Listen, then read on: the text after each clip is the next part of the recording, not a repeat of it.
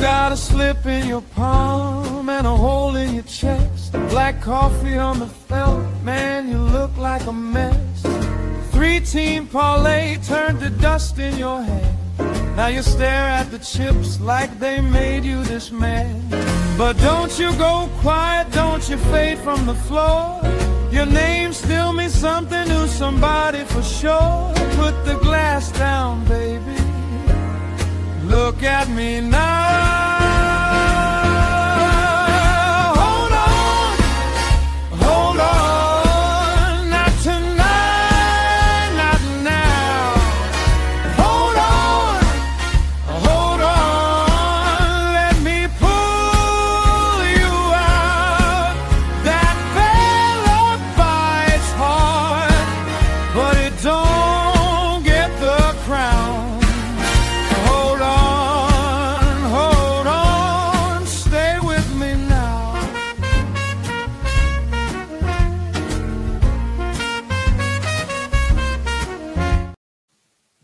What's up, everybody? It's Toad back with you with Toadstool Sports for Tuesday, June 2nd. The only play that I gave out on the show yesterday after I was going to give out nothing was Cincinnati Reds run line. It was largely dependent on Chase Burns being the starter. He might be hurt or something because he got scratched and he is not listed in their upcoming schedule, and he's not on the injured list or anything either, so I don't know what that was. But hopefully, if you made that play, hopefully you specified starting pitchers must start, which is the default. And I don't know if I made that clear, but that was one where, yeah, you didn't really know who was going to start for Kansas City because it looked like it could be a bullpen game, but they actually had their listed starter actually went like 5 innings or something, their reliever who was their starter. But obviously, you needed Burns to start that game if you're going to make that play, so you would have had to have specified Burns must start the game. I think you could specify one team as well, like this starter must start, but I don't care about the other starter. But I think by default, the listed starters must start for both teams, so hopefully that's what you did. It was a no play, assuming that you did do that, which is the default. Like, obviously, again, we had to specify, like, you know, I mean, I don't know what else to say about that, but yeah, I don't know. I'm rambling here. All right. But yeah, it was a no play. As long as you went with the default bet on that starting pitchers listed must start, then you got your money back because Burns did not pitch. So it was a no play. I should have just not even played it, but I kind of liked it as I thought about it more, but whatever. Hopefully Burns is okay. Let's talk about baseball here, and I guess, well, I could mention, I don't know, the NFL trades that have been going on here. The A.J. Brown one, A.J. Brown to the Patriots, we knew that was going to happen. When I did my NFL preview, I already assumed that was going to happen. Myles Garrett was more of a surprise. That was an interesting trade. Browns are playing for the future right now, even though they suck at drafting. But they made that trade. The Rams are trying to win right now, so that made sense for the Rams. Bolster their defense. The Rams are definitely going to be in contention again this year, man. As I already mentioned that in my NFL season preview as well, I had the Rams being a playoff team and being one of the top 2 teams in their division. I think Seattle actually might take a little bit of a step back from what they did last season. I like the Rams and the 49ers a little bit better than Seattle, but that is a powerhouse division except for the Cardinals. I think the other 3 teams are fairly likely to make the playoffs. All right. Detroit and Tampa Bay in baseball. Let's go. We're going to have a full baseball slate today. There's WNBA Cup bullshit. I almost had a WNBA play, but I don't like the number, so I'm not going to do it. And then I'm not going to have a play in the hockey game, but there is Stanley Cup Final action tonight as well. All right. Tampa Bay and Detroit played yesterday. It was a very high-scoring game. Detroit actually got the win. 10-9, and Detroit went with a bullpen game yesterday, I believe, so they used basically all of their relief pitchers. Tampa Bay used fewer of theirs, so I'll give Tampa Bay a bullpen edge here because they're more rested, although neither bullpen has been very good. Tampa Bay is 19th, Detroit 23rd. Based on whip, Tampa Bay's ERA is worse than that, though. But I think Tampa Bay does have a little bit of a bullpen edge here. Not much. They have a bigger offensive edge. They're tied in 7th Offensively, based on OPS, Detroit is 27th. Detroit's just fallen off a cliff offensively, even though they did put up a bunch of runs yesterday. Jack Flaherty's getting the start for Detroit here. You know I'm not a fan. He's not very good. 5.81 ERA this year, 1.61 whip. His offense behind him hasn't helped either. He's 0-7. Really, really ugly stuff. He's been worse on the road as well. 6.04 road ERA. Not a lot to like, however. He did pitch well in his last outing against Anaheim. Had 9 strikeouts, 1 walk, and 5 2/3 innings. Gave up 3 earned runs on 6 hits. That was not that bad. And 2 starts prior to that, he made it 6 innings. Gave up 4 runs to Toronto. No walks, 4 strikeouts. I know that's Toronto. Their offense isn't that good, but Flaherty's kind of like alternated good and bad starts here, although that would indicate that this is going to be a bad start if he keeps doing that. But he is pitching better than maybe it looks like right now, at least in that he had a high strikeout rate over the month of May, 36 strikeouts in 27 1/3 innings, 8 walks. That was a good ratio, but he was way too hittable, 33 hits allowed. And, of course, Detroit lost all of his games during the month. They've lost 8 games in a row that he started, I think. Overall, in the course of the season, his walk number is way higher, though. His walk number is bad on the course of the season, but, again, he seems to be much improved in that department recently, so maybe we could overlook that a little bit. His strikeout rate is actually really high, and his hit rate is slightly bad on the course of the season. So I think Flaherty's still bad, but right now he's better than he was at the beginning of the season. He does have good numbers against the Rays and 39 career at-bats, 12-1 strikeout walk ratio, 179 average, 585 OPS. Not too bad, so he might actually match up okay here. I still don't think I would want to trust him, though. Steven Matz is getting the start for the Rays. They have converted him back into a starting pitcher this season. He did deal with an injury a little while ago. His numbers are kind of mediocre. 4.67 ERA is definitely not very good. 1.24 whip is not horrible. Kind of indicates that his ERA should be a little bit better than it is. He is better at home as well. 4 ERA at home. So the home road splits line up in his favor. He had a bad outing last time out against Baltimore, but maybe you give him a pass for that because he was coming back from injury. I think it might have been in that start. No, it was the previous start. He came back from injury. He only went 4 innings in that one, but that was also against Baltimore. So Baltimore had just seen him, so that was a little bit of an advantage to Baltimore, I think, after that. So Baltimore was able to hit him a little bit better than that in the next outing. He's not allowed more than 4 earned runs in any other start besides that.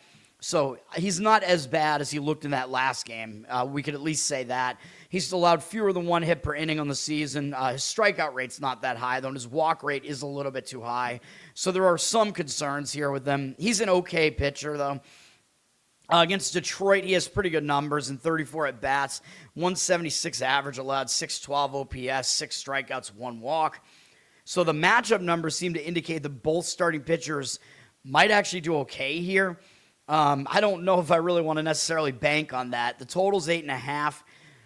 There are arguments there because of the matchup numbers. There are arguments that this could be a first 5 under. You're kind of fading what happened yesterday if you do that.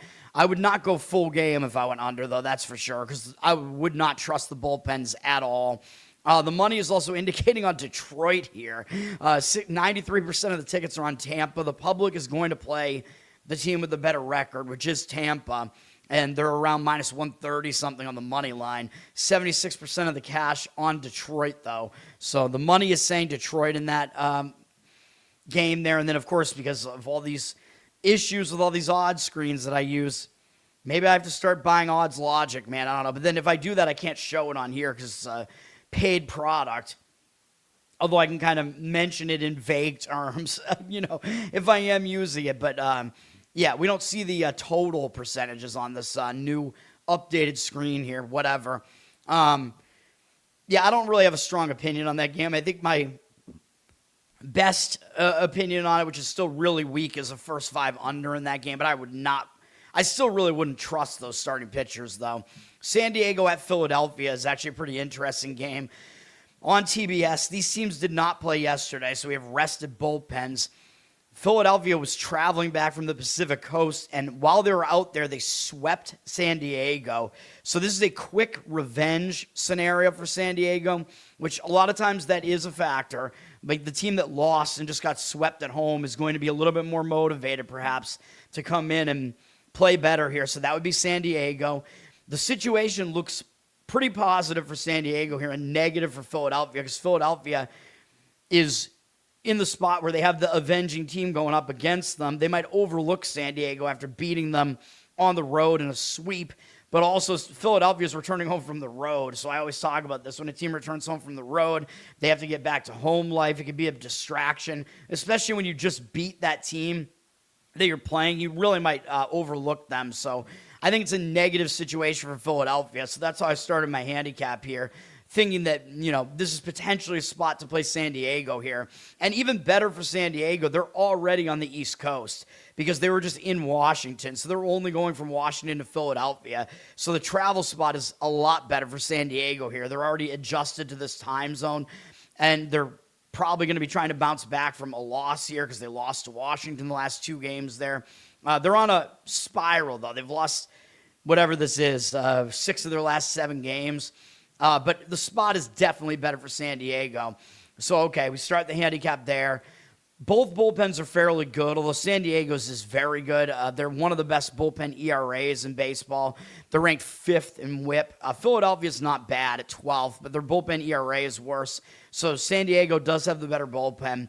Offensively, both teams have struggled to a shocking degree. Philadelphia 28th, San Diego 29th. That's kind of crazy. So we have offenses that don't look that great here. Now, where this handicap, liking the situation on San Diego, kind of starts falling apart a little bit, looking at the starting pitching matchup, and you might think, well, why? Because Randy Vasquez has better numbers than Aaron Nola, so it looks like you should want to take San Diego here. It looks like everything lines up for that. I don't actually think it does when you start digging into the matchup numbers and the some of the other metrics these guys have. Yeah, Vasquez has good-looking numbers this year, 3.28 ERA, 1.23 WHIP for San Diego, and he's also way better on the road, 1.46 road ERA. So those line up nicely for him to pitch okay here. It doesn't make any sense to me why his home ERA is so much worse when San Diego is a very pitcher-friendly ballpark, but that, to put that aside here, where this handicap starts kind of indicating that at least in my opinion, I don't really want to actually make San Diego a play. Vasquez pitched in that series against Philadelphia. Didn't pitch that well. He gave up 4 earned runs on 8 hits in 5 2/3 innings. Only 2 strikeouts, 1 walk. Yeah, he got a little bit unlucky. He gave up 3 home runs in that ballpark. I don't know what the deal is there. But he didn't have a very good outing. And if you look at what he's done over the last month, yeah, he has a 3.71 ERA, which looks pretty good, but 13-6 strikeout walk ratio is not good. Really, the strikeout rate is really low in 26 2/3 innings, also 29 hits allowed. Now, Vasquez, usually the walks are a huge issue for him, and he has fixed that, but in doing so, he's gotten a bit more hittable. I just don't think I could trust him, man. His numbers over the course of the season, they're not really bad. He's allowed fewer than 1 hit per inning. His walk rate's not that bad. His strikeout rate is low. So that's kind of a concern with him, is that he's just not, he doesn't have stuff that's going to fool hitters. But then the big concern here comes not only in the fact that Philadelphia just saw him, so they're recently familiar with him because they just saw him, and they did fairly well in that game. But Philadelphia has a good track record against him anyway. In 44 at-bats, 409 batting average allowed, 1220 OPS. And I think I mentioned this when we handicapped those games during that series. And in fact, I think we had the same pitching matchup that we have today happen in that series as well. And I believe Philadelphia won that game. I believe it was the 4-3 win. It was that game. Philadelphia obviously won that game because they swept the series. But yeah, it was the 4-3 Philadelphia win there. So Vasquez does not have good numbers against Philadelphia. And then what was this? I don't know what his strikeout walk ratio was against them. I have to keep switching it back to the team. Oh yeah, 3-3. Not a good strikeout walk ratio either. Aaron Nola getting the start for Philadelphia here. He's coming back for paternity leave. So what I always talk about, fade the baby. I made that joke the other day because he's from Louisiana. his name is Nola, which is even more ridiculous, although he's from Baton Rouge. I was like, when he has a baby, does it come out? Does his wife give birth through a king cake? The Mardi Gras cake. If you guys are unfamiliar with that, Mardi Gras cake is like this huge cake. There's a little plastic baby hidden in it, so it's a choking hazard. But if you find the baby, I guess it's like considered to be good luck for you or whatever. I found one once at a Mardi Gras party. I got the slice of cake with the baby in it. I delivered the baby out of a cake, man. I'm basically an OBGYN. All right. But anyway, yeah, enough of those jokes. Aaron Nola is coming off of paternity leave. The last time he pitched was May 26th, so he's almost on schedule here, but his scheduled start has been pushed back a little bit, although it looks like he basically is on schedule, though, because he's lining up against Vasquez again, and they pitched against each other last time. So it seems like he's not off schedule. However, I have a thing where I took it from the fighting handicappers, where they have a concept of fading the baby when they're looking at like an individual sport where the individual has a huge effect on the game, and I think it does with a starting pitcher, although this hasn't worked out for me so far. We tried to do this once with Ryan Weathers, and then I think I laid off it. There was another pitcher that had a baby where I didn't make a play on that game. But generally, the idea is when a guy has a baby, it's a distraction because you're dealing with all that, home life, family life. You're dealing with having to deal with the baby, whatever. You're getting less sleep, you know what I mean? So usually it's a bit of a distraction. It's a problem. So usually you want to fade that pitcher. So that is something I think to be considered here. But a lot of other things look good for Nola here. Now, some things don't look good, like his ERA and his whip, 5.72 ERA, 1.45 whip. Yeah, those are bad numbers. He still hasn't really completely come back from his injury, but Philadelphia has won 4 of his last 5 games, and in his last outing, he pitched well, and that was against San Diego in that series that I've been talking about here. He went 6 innings, allowed 2 earned runs on 3 hits, 5 strikeouts, no walks, and in fact, this month, he has the past month, 21-5 strikeout walk ratio in 25 1/3 innings, so he is pitching better recently, although he allowed 28 hits over that span, too. But generally, he's pitching a bit better right now, so I think he is possibly sort of coming into form now. And I know he pitched a lot of last year and didn't do well coming back from that injury. He started pitching well at the end of the season, which led me to believe he was kind of on his way back to what he once was, because he used to be a good pitcher. But, there are a lot of things to consider in this game, man. Obviously, he's not pitching well this season, but he seems to be pitching a little bit better again now. He pitched well against San Diego last time out. And, yeah, he has good numbers against San Diego. They have 100 at-bats against him, 33 strikeouts, 2 walks, 160 average, 416 OPS. So Nola actually dominates San Diego historically. So in a huge sample. So I don't want to fade Nola. I don't want to fade the baby, even though there are a ton of situational aspects of this game that are very much against Philadelphia here. So that whole handicap is crazy. It's like you have a really, really crazy situational spot here to fade Philadelphia. The problem is the starting pitching matchup is, to me, highly against fading Philadelphia here. So I can't bring those two together. You know what I mean? So it's a pass on this game for me. I guess there might be some arguments for a lower scoring game.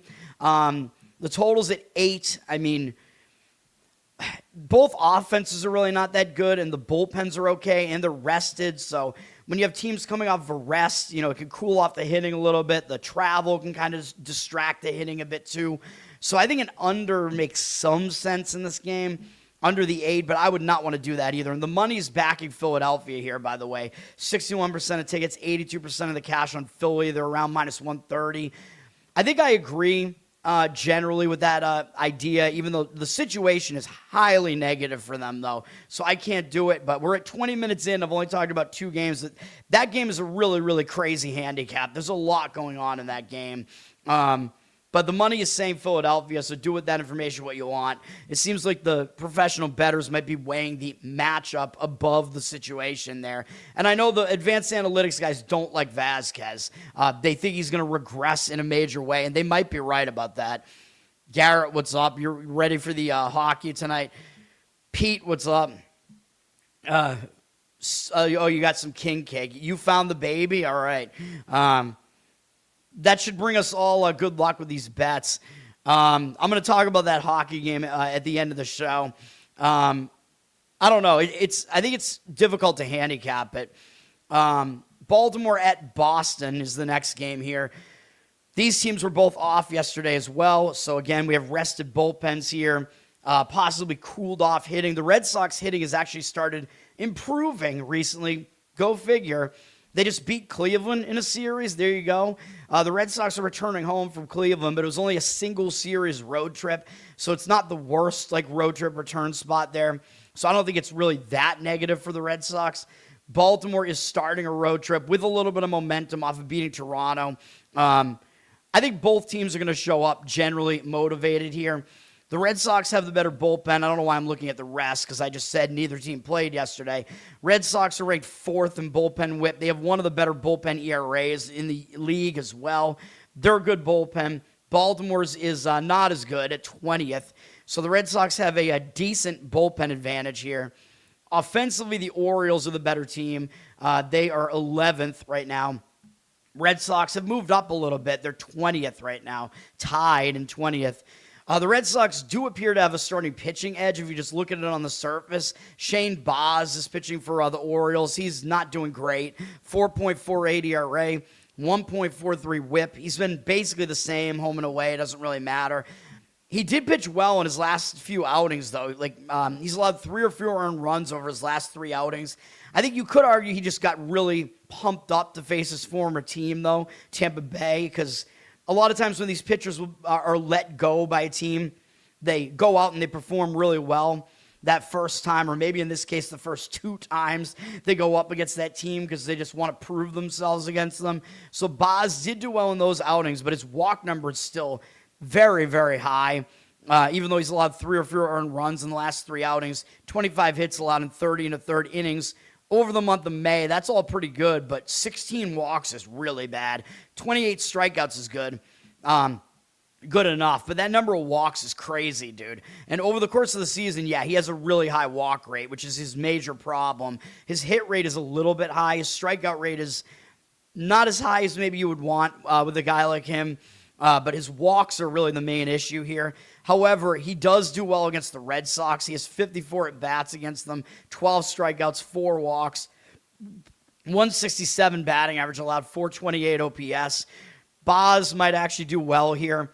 He's going up against Connolly early, though, who is having a good season early in his career with the Red Sox. 2.95 ERA, 1.16 whip, pretty good. He's been a little bit worse at home, 3.29 ERA, but obviously that's not bad. He's coming off a nice outing against the Braves where he shut them out in Fenway for 7 innings, 4 hits allowed in that one. Didn't allow any runs, like I said, 7 strikeouts, 3 walks, a little bit concerning, but he'd only walked 2 guys over the last 3 starts combined, so his walk issue seems to have gotten a bit under control. He was walking a lot of guys earlier this season. His walk rate on the season is still too high, but that does seem to be improving. His strikeout rate is decent for a guy like him, and then his hit rate is really low. So generally, yes, I think he's a good pitcher, and if he can pitch well multiple times, really. He pitched against Atlanta twice over the last 3 games, and he pitched well against Tampa and Houston before that, did okay against the Yankees as well this season. If he can pitch okay against some of those good lineups like that, actually Houston didn't go well, but all the rest of those starts were good. If he could do that, then yeah, I mean, that's a good sign that he's pitching well against some of the top offenses in baseball. He's allowed more than 3 earned runs only once this season against Houston. And of course, he's going to be facing a Baltimore team that doesn't have a lot of experience against him. They did see him, I think, probably last year, or was it this year? No, it was this year. He pitched at Baltimore and actually did fine in that game, too. He went 6 2/3 innings, 2 earned runs on 4 hits, 4 strikeouts, 1 walk. So he did well in that one. Those numbers are what we see here, basically. Baltimore's hitters have 21 at-bats against him, 4 strikeouts, 1 walk, 190 average, but somewhat high 703 OPS, given that the rest of those numbers are really good. The OPS is a little bit high because Basallo and Henderson each have a home run off him, but maybe that's a little bit fluky. So I generally think Early will do well here, but Boz has good matchup numbers as well. So it's like, well, what do we do? I'm going to zoom in a little bit here. What do we do with this game? The money's coming in a little bit on the Red Sox. They're around minus 130 something on the money line here. They do have a bullpen advantage, so I'll give you that. So if you think, the Red Sox might have a slight starting pitching edge here, plus the bullpen edge, maybe I would slightly lean that way, but I don't think there's a big edge in this game as far as the side. 73% of tickets, 79% of the cash on the Red Sox. And, of course, you have to think that they have enough of an edge that outweighs the price that you're paying, too, which I'm not sure that that's the case. Obviously, I don't have a play on this game. The total's at 8.5. Based on the fact that both starting pitchers look like they have good matchup numbers here, though, you could make an argument for an under, and I would maybe even possibly full game, but I don't know. I don't like Baltimore's bullpen enough, though. So under first 5 innings makes sense here as well. Maybe the Red Sox will fall back into their poor offensive ways at home because they've been really bad offensively at home this season, except in their last homestand, they did actually hit well, though, at home. So all that to keep in mind. What's up, man? EDBD. I hope you don't have erectile dysfunction. No, I don't have a play on the first game either. I really have no read on that first game. So yeah, the first game I had nothing really. A very, very slight lean maybe towards the first 5 under in that one, but I got nothing on that game. It's very difficult. I don't like it. And yeah, the San Diego-Philadelphia one is just it's a real conflict of the things that I use for handicapping. So I do have 3 baseball plays, by the way. I forgot to mention that. They're all in the later half of the board, I would say, though. And I was considering a couple other games, so I will point those out. I'm going to point out, the other games. I'll point out where I saw some of the bigger, money reads coming in as well. All right, Miami at Washington. Washington, these teams played yesterday. Miami won the game yesterday, 7-3.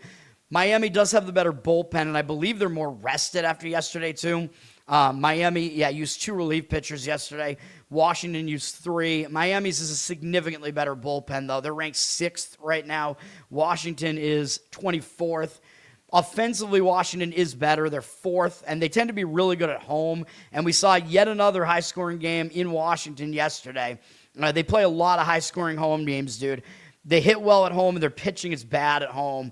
And just generally, that is the type of team they are. Miami is 20th in offense, by the way, tied with the Red Sox. So Washington has an offensive edge here. Miami is going with Lake Bashar. Is that how you pronounce this guy's name? It sounds like a geographic formation. Lake Baikal, what? Is he in Russia? I have no idea. Lake Bashar, he's a relief pitcher. He's got some solid hair game going on here at least, but I think he's only going to go about 1 inning here, man. I mean, yeah, he's got good numbers on the season, whatever. He's a relief pitcher, though, so he's going to probably open for Miami, and the reason for that is Yuri Perez is supposed to be pitching today, but he's injured, so we have all these guys going on the injured list and whatever, so Miami looks like they're going with a bullpen game here in what would have been Yuri Perez's turn in the rotation. So that is definitely a downgrade for Miami. Even though their bullpen's good, they got to go with the bullpen game here. So I don't know. I honestly have no idea what we're going to get out of Miami here. Bashar kind of got wrecked by the Mets in his last outing. He went 2 innings in that one. That's not a good sign because the Mets are not a good team. Well, at least they haven't been hitting well, I should say. I do think they're better than the record looks, though. So, yeah, Bashar, he's allowed runs in 4 of his last 5 appearances. That's not good because they're all short appearances, so I don't really trust him here. His numbers against Washington, he's not going to be in the game very long, though, so it doesn't make sense to really over-handicap this, but he's got a high OPS allowed to Washington, not really a high batting average, but it's a very small sample size. He'll be opposed by Miles Mikolas, who I guess Washington doesn't have any better option than this guy. I mean, he's not a good pitcher. 5.72 ERA, 1.39 whip. His numbers have actually gotten a little bit better over the last month, but he's been bad at home. 7.66 home ERA. Really bad. Last outing at Cleveland, he only lasted 3 2/3 innings. Things aren't going well, man, even though his walk rate has gone way down this month. He's only walked 3 guys in 23 innings over the past month. 20 hits allowed. I keep forgetting it's June. 20 hits allowed. Only 13 strikeouts, though, so he's not a strikeout pitcher. But, yeah, he's been a little bit better this month. Like I said, he's allowed 4 fewer earned runs in all those outings, but some of them have been pretty short outings. Over the course of the season, his hit rate is still too high. He's allowed too many home runs. His walk rate's not that bad, and his strikeout rate is really low. I mean, he's just kind of an older junk pitcher, man. He's just not very good. He's definitely not good at home. Miami does not have great offensive numbers against him, though.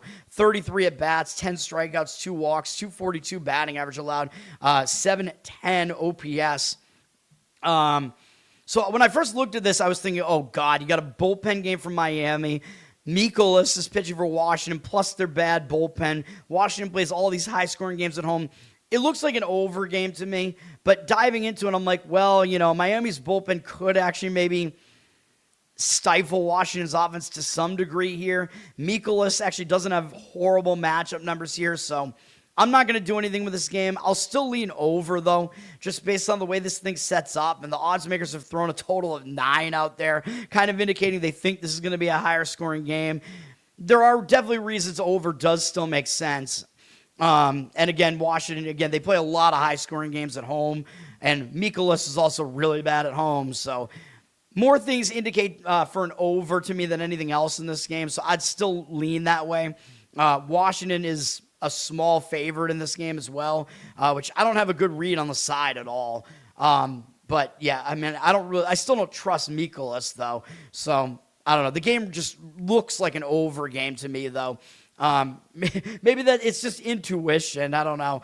I know sometimes when I said that the other day about whatever that San Diego game was, and that was not correct. I think it was San Diego, Washington, actually. All right, Cleveland and the Yankees. These teams both did not play yesterday.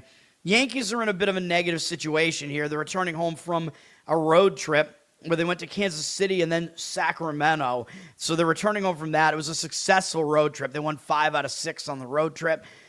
They're coming home across the country, though, so I talk about it. Even though they had a day off, whatever, I think the day off is debatably even worse because it gets you settled back in at home. I think it becomes more of a distraction in some ways. So you have to readjust to the time zone. It could be a distraction. You have to get back to home life, whatever. Maybe the Yankees won't totally overlook Cleveland because I think they're in first place in the AL Central still. But the AL Central is a bad division, dude. This is still a negative spot for the Yankees, I would say, on the return home situation. But you look at the starting pitching matchup here, it's like, yeah, there's no way you can really fade the Yankees here. Even though, yeah, they're going to be overpriced in the market. So I guess maybe that's the one. That plus the situation, I guess, maybe is the reason, for doing it if you really want to. But, there's no way I'm going to fade Schlittler, though. I'm just not going to do it unless there's some crazy setup for the game where, like, he has horrible matchup numbers or something, plus it's a horrible spot. Then maybe I'd do it. But, yeah, I'm not going to do it in this game.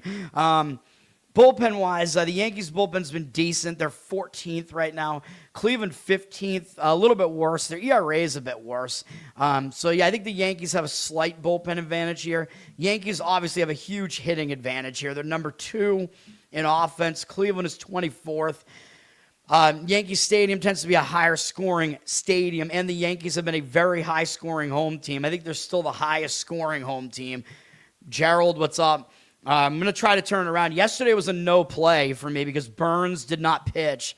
So that was as long as you did the default thing, which specifies that the starters must start in that game. I don't know why Burns is not there. Like, I don't know what's going on. He must be injured or something. Because he did not pitch in that game. They scratched him in the middle of the day. I commented on my video here and on the and on Instagram after I posted all the stuff. I commented on it saying, Burns isn't playing, so obviously I don't recommend this play anymore. And instead, my lean on that game, I changed it to being an over, which was correct, by the way. The over won. Although I don't think it would have made my cut, though, the over. It seemed pretty good for an over, though, with 2 bullpen games. He was sick. Burns, you got to come back, man. Burns, baby Burns, Mr. Burns. All right, well, I guess we'll expect Burns.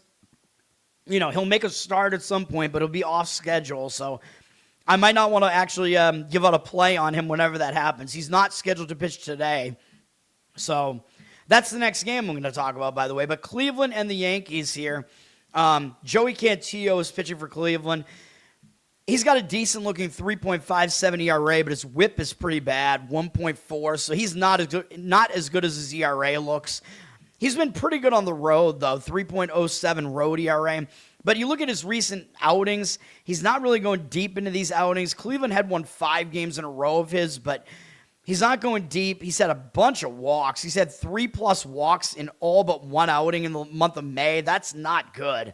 And he only lasted 2 innings last time out against Washington. This is bad, dude. 18 to 18 strikeout walk ratio over the month of May. That is horrendous. In 27 2/3 innings pitched, 23 hits allowed is fine. The 18 walks is just outrageously high. You can't do that, dude. And of course, his walk rate on the season is way too high. His strikeout rate is fine. It's a little bit low. And his hit rate is also low, which is good. But this guy is walking a ton of batters, dude. You can't do that, especially on the road against the Yankees, one of the best lineups and the best home lineup in baseball. If you start walking guys, you're going to pay in a situation like this, so I don't like that. His numbers against the Yankees are actually not horrible. Only 14 at-bats against them. 214 average is really good, but an 812 OPS is kind of high, but a lot of it is because Judge has a home run against him. It's a very small sample size here. 5 strikeouts, 2 walks. I still don't really trust Cantillo, though. I can't trust a guy that has that type of walk rate. And he's going to have to go up against Cam Schlittler, who is probably going to win the Cy Young in the American League unless something ridiculous happens. He's got a 1.5 ERA, 0.85 WHIP. And while those numbers are pretty unsustainable, I would say, he's still one of the best pitchers in baseball. He's a little bit less good at home, 2.38 ERA, still really good. He's allowed 2 or fewer earned runs in every outing going all the way back into mid-April. Hasn't allowed more than 3 in any outing this season. Has a high strikeout rate, a low walk rate, a very low hit rate. Yeah, we get it. He's a top-tier pitcher in baseball already. He's going up against Cleveland here, who's not a very good offense. They basically haven't seen him before. Only Patrick Bailey has ever faced him, and he's 0 for 2 against him. No walks, no strikeouts. So, yeah, I think Schlittler obviously has an edge here. Yankees are at a situational disadvantage, but they have the matchup edge in all 3 phases of this game, in my opinion, although the bullpen edge is a little bit slighter than the other 2, of course. The money is all pouring in on the Yankees, too, so another reason why I don't want to fade the Yankees here. They got a minus 240 price on them here, though. You know the Yankees with Schlittler, though, you pretty much know you're paying too much of a price here, though. So I think the Yankees are still overpriced here. 89% of the cash on them, though. 54% of the tickets on Cleveland. That makes no sense to me. There's no way the public is playing Cleveland here. You think the public is, even though Cleveland has a good record, do you really think they're fading the Yankees with Schlittler pitching? Probably not. The total is also really quite low. It's 7.5 juice to the under. I don't think I'd want to try to touch the total either because Cantillo, he's a bit of a mystery, but I don't trust him. Perhaps the approach here is to actually go Cleveland under their team total in this game.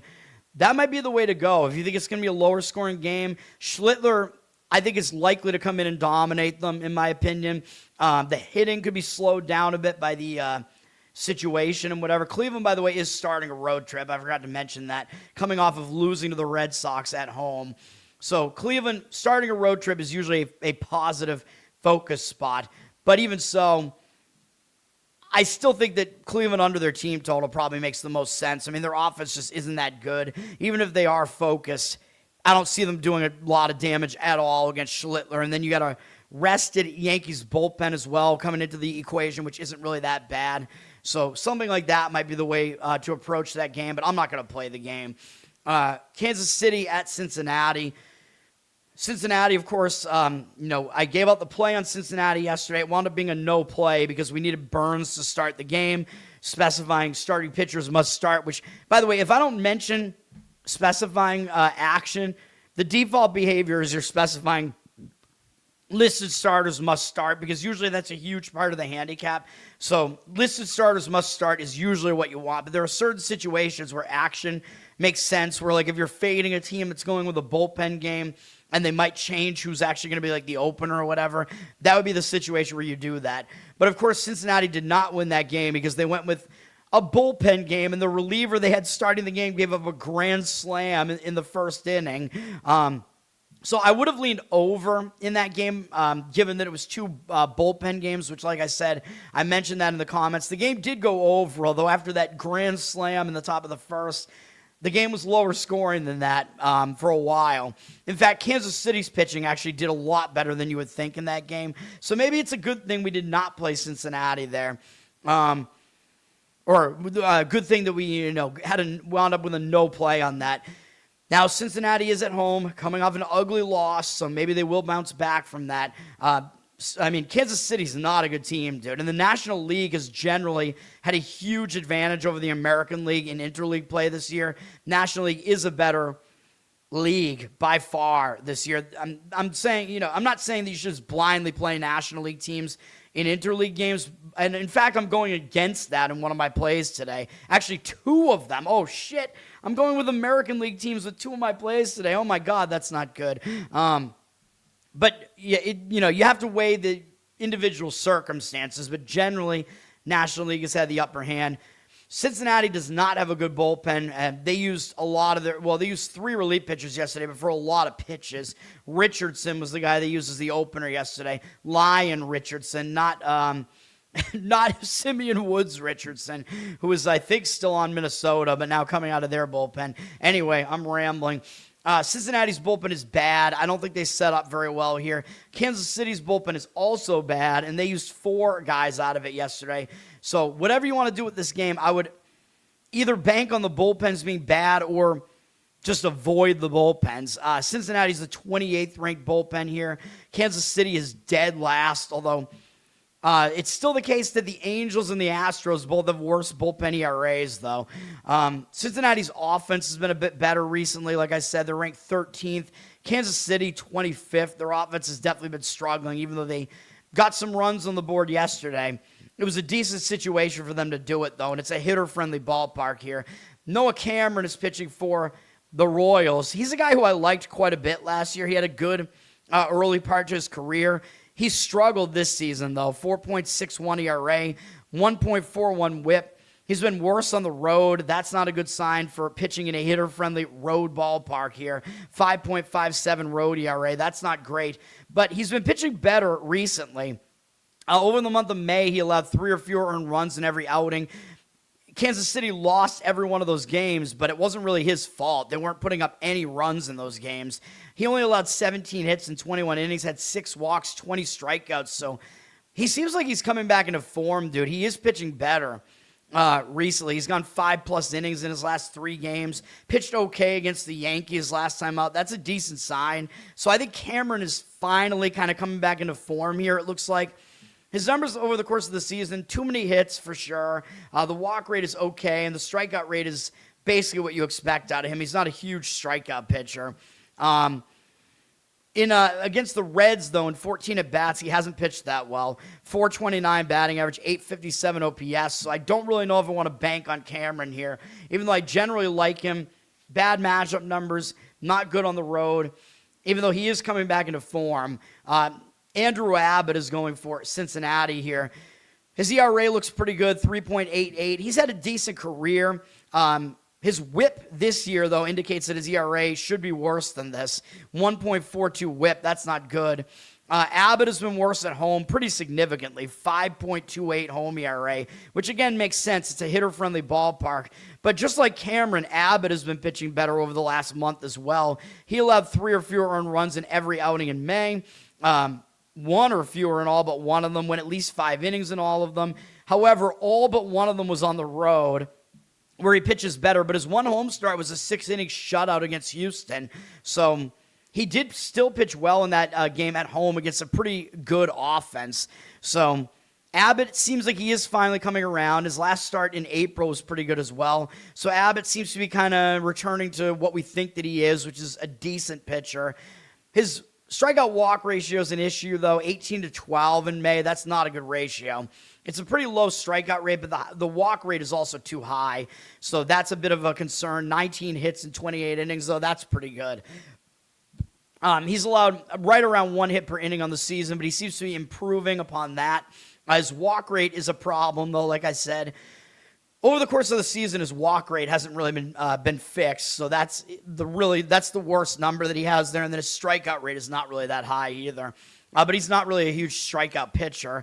His numbers against Kansas City are not really good. In 23 at-bats, 304 batting average allowed, 776 OPS, 4-3 strikeout walk ratio. None of that looks good. What I will say is this game looks like it has a very strong market read on Kansas City here. The money looks like it's all coming in that way, and you can see that reflected here too.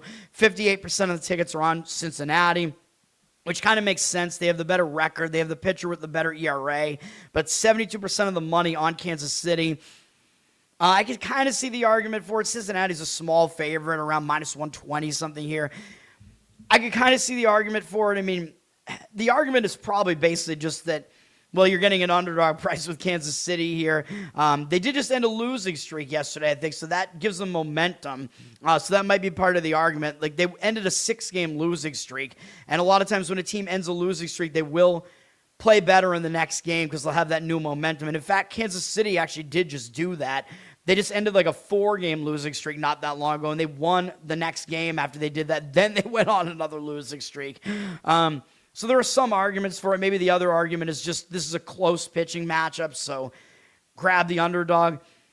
I think I would actually still prefer going over in this game to anything else. So I don't like it as much as I would have yesterday with 2 bullpen games. But the total's at 9. The odds maker's kind of telling you they think there are going to be some runs here. You got 2 bad bullpens. If either pitcher kind of falters in this game, you might be able to get this thing over the total, which is definitely possible, even though both pitchers, like I said, they're both pitching better right now. They're both better generally than what their season has looked like so far, so that's kind of my concern with it, but probably a slight lean for me to the over in that game. The next game up will be a play for me, which is Toronto at Atlanta, and you probably already know what it is based off of my interleague talk.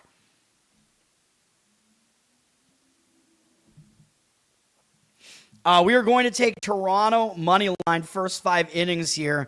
You can get them at a little bit of an underdog price here against Atlanta. Yes, we're fading the Braves here. Now, there are a few good things about this. Obviously, I like the starting pitching matchup here for Toronto, and that's what I'm going to focus on here. But there are other things I like about this, too. Atlanta's in a negative spot. They're returning home from the road. They went to Boston and Cincinnati. Maybe not the worst road trip return spot, but still, they've been away for a week, more than a week. When you return home, a lot of times you got to get back to family life. You get distracted. Both these teams were off yesterday as well, so that can kind of add to that a little bit, in my opinion. It can slow down the offenses a little bit as well. So I think that all kind of affects Atlanta. And Atlanta, by the way, they've not hit well at home this year, really. I know they're one of the best offenses in baseball, but their offense is one of the few that's actually better on the road than at home. So that is something to consider. Atlanta's offense, we had some unders on this show in their Red Sox series in Atlanta a couple of weeks ago, and we won both of those unders. So Atlanta, they do tend to play some lower scoring games at home. Their offense tends to struggle a bit more at home, so I think that's good for this as well. Atlanta has the best bullpen in baseball, so that's not going to factor into this handicap, other than the fact that I think that's a disadvantage for Toronto, right? So that's why I'm going first 5 here. I don't want to fade Atlanta's bullpen. They actually have the best bullpen ERA in baseball right now and best whip. So number 1 bullpen. Toronto's bullpen is not awful. They're 11th, so I'm going to take them out of the equation, even though they're both rested. It's not an advantage for Toronto, so I'm going to take that part of the game out. Atlanta's 3rd in offense, yes, we know, and Toronto's a bad offense right now. They're 25th. So, yes, Atlanta has a big offensive edge, but I think that's going to be countered by the fact that they don't hit as well in this ballpark, and they're having to go up against Kevin Gausman. That's who we're going to back in this outing here. Gausman is solid, dude. I mean, he's the Blue Jays' most consistent starter, in my opinion. 3.13 ERA, 1.09 whip. He's been almost as good on the road. His home road splits are a little bit in favor of home, but not too much. 3.45 road ERA, still pretty good. He's pitched well. Over the past month, he's only had one start where he gave up more than 2 earned runs. And yeah, he got shelled in that start against Tampa Bay, but there was some bad fielding in the game. Couldn't get out of the inning that he was in, and Tampa Bay had just faced him. So I think Tampa Bay made adjustments and hit him better the next time. But he still had 5 strikeouts and no walks in that outing. So there were some indicators he still didn't even pitch bad in that outing.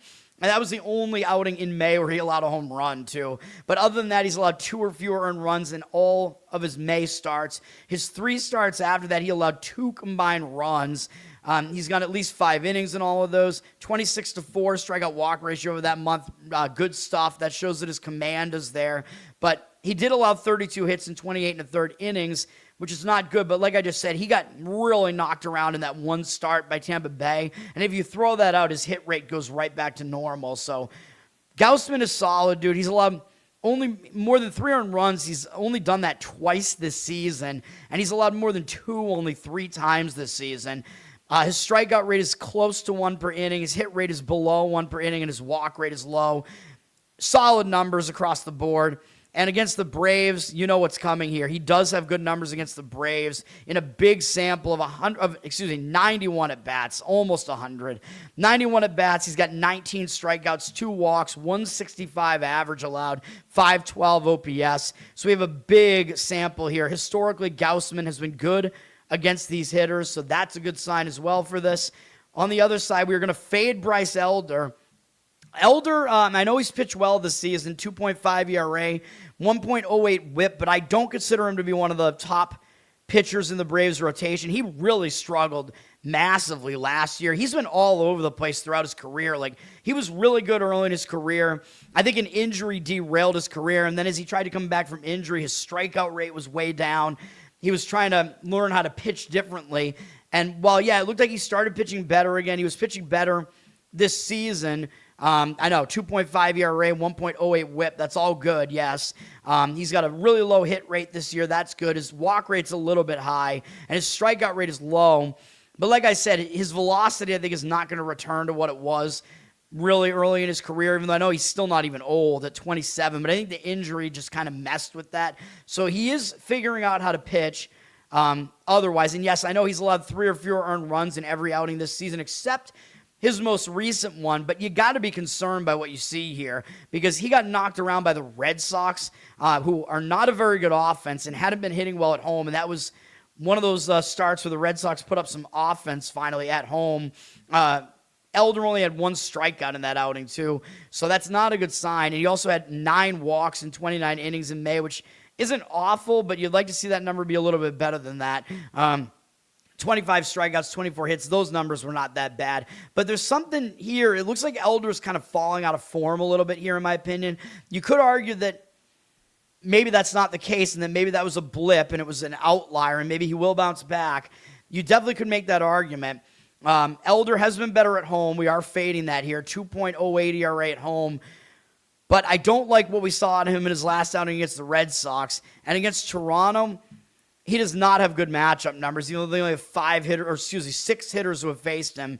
That's the majority of their starting lineup, at least. 36 at-bats, 278 batting average, 899 OPS, 6-2 strikeout walk ratio. And yes, I know a lot of the damage is from Sanchez, who has the vast majority of those at-bats. I get that, so he might be able to pitch around them. But, yeah, I just think there's something about Elder. It looks like you can start fading him, man. So given the situation, given that Gausman has good matchup numbers here, the money is agreeing with me on this as well. Atlanta's around minus 120 something here for the full game. You're getting a similar price on Toronto in the first 5 here at a small dog price here. Probably you're getting a little bit of a bigger dog price on the full game. If you wanted to do that, I don't think I would disagree with Toronto full game. I just think isolating first 5, you get the best advantage that you can get with Toronto here early in the game when, the Atlanta might be still dealing with the home distractions while the game is beginning, and you get the starting pitching advantage here, in my opinion. 75% of tickets, 67% of the cash on Atlanta, so the ticket percentages on them, less of the money. We'll take Toronto as the small underdog, first 5, and back Gausman, who I consider to be more trustworthy than Elder, who is not his elder. Gausman is his elder. Who's your daddy, basically? All right, so that is my first play. This next game up, I considered making a play. It's an interesting game, White Sox and Minnesota. Minnesota actually got the win yesterday, ending a losing streak. So that's one thing, because I actually like the White Sox in today's game, but I was considering maybe some other ways to approach it.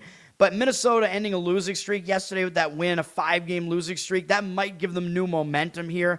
So that is a positive for Minnesota in a way, even though the White Sox may be in bounce-back mode after losing. So there is that as well. The White Sox used 3 relief pitchers yesterday. Minnesota used 3 as well. Minnesota's bullpen is a train wreck, though. They're 27th. The White Sox bullpen is actually a bit more tolerable here at 17th, although I still don't really like either bullpen. But Minnesota's is worse. White Sox offense has been shockingly good. They're number 5 right now in offense, tied with the other shocking team this year, Pittsburgh. And the Twins are 15th in offense here. Now, the other thing about Minnesota, though, is they just played the White Sox 2 series ago in Chicago, and the White Sox won 3 out of 4 in that series, so that might keep Minnesota focused here as well. Like, after winning yesterday, I don't think Minnesota's going to overlook, a hot White Sox team that's still ahead of them in the standings, and a White Sox team that just took 3 out of 4 against them, you know what I mean? So I think Minnesota will still be motivated here. As far as the starting pitching, it is interesting. When I first looked at this, my thought was an under, because I kind of like both of these starting pitchers here. Davis Martin has been another real surprise this year. He's pitching really well for the White Sox. Somehow, at the age of 29, he's having a breakout season. And while I don't think his numbers are totally sustainable, I don't think that it's a total mirage either. He's got a 2 ERA, .99 whip. He's been a little bit worse on the road, but 2.61 ERA, not bad. He's allowed more than 2 earned runs twice this season, and once was his first start of the season. The other was a recent one at San Francisco where he got a little bit unlucky, I think, based on his command numbers and whatever. His command numbers, in fact, were really good in the month of May, 38-6 strikeout walk ratio and 21 hits allowed in 30 2/3 innings, including his most recent start, which was against Minnesota. He allowed 1 earned run on 2 hits in 6 innings, 5 strikeouts, 2 walks. So he did really well in that outing. Now the question is, does Minnesota now make adjustments and hit him better this time? They might, but even if they do, that still might not be good enough for Minnesota to win this game here. You know what I mean? Like, if Martin's going to do worse here and he still allows like 3 runs or something in 6 innings, you know what I mean? That still might be enough to get Chicago a win here. Chicago's won Martin's last 8 starts, and in fact, 10 of 11 of his starts they've won, and the only one they lost, Chicago didn't score any runs. Martin's been really, really good, man. He's allowed way fewer than 1 hit per inning, over 1 strikeout per inning, and his walk rate is also low. And Minnesota has seen him before because he's in their division, and even when Martin wasn't pitching well, Minnesota still didn't really hit him that well. His overall numbers against Minnesota are good, including that last start against them. 72 at-bats, 222 average, 645 OPS, 17-11 strikeout walk ratio. That walk number is the only real concern here. The rest of these numbers are good, so I think Martin will likely pitch well here again. He is going up against Connor Prelip.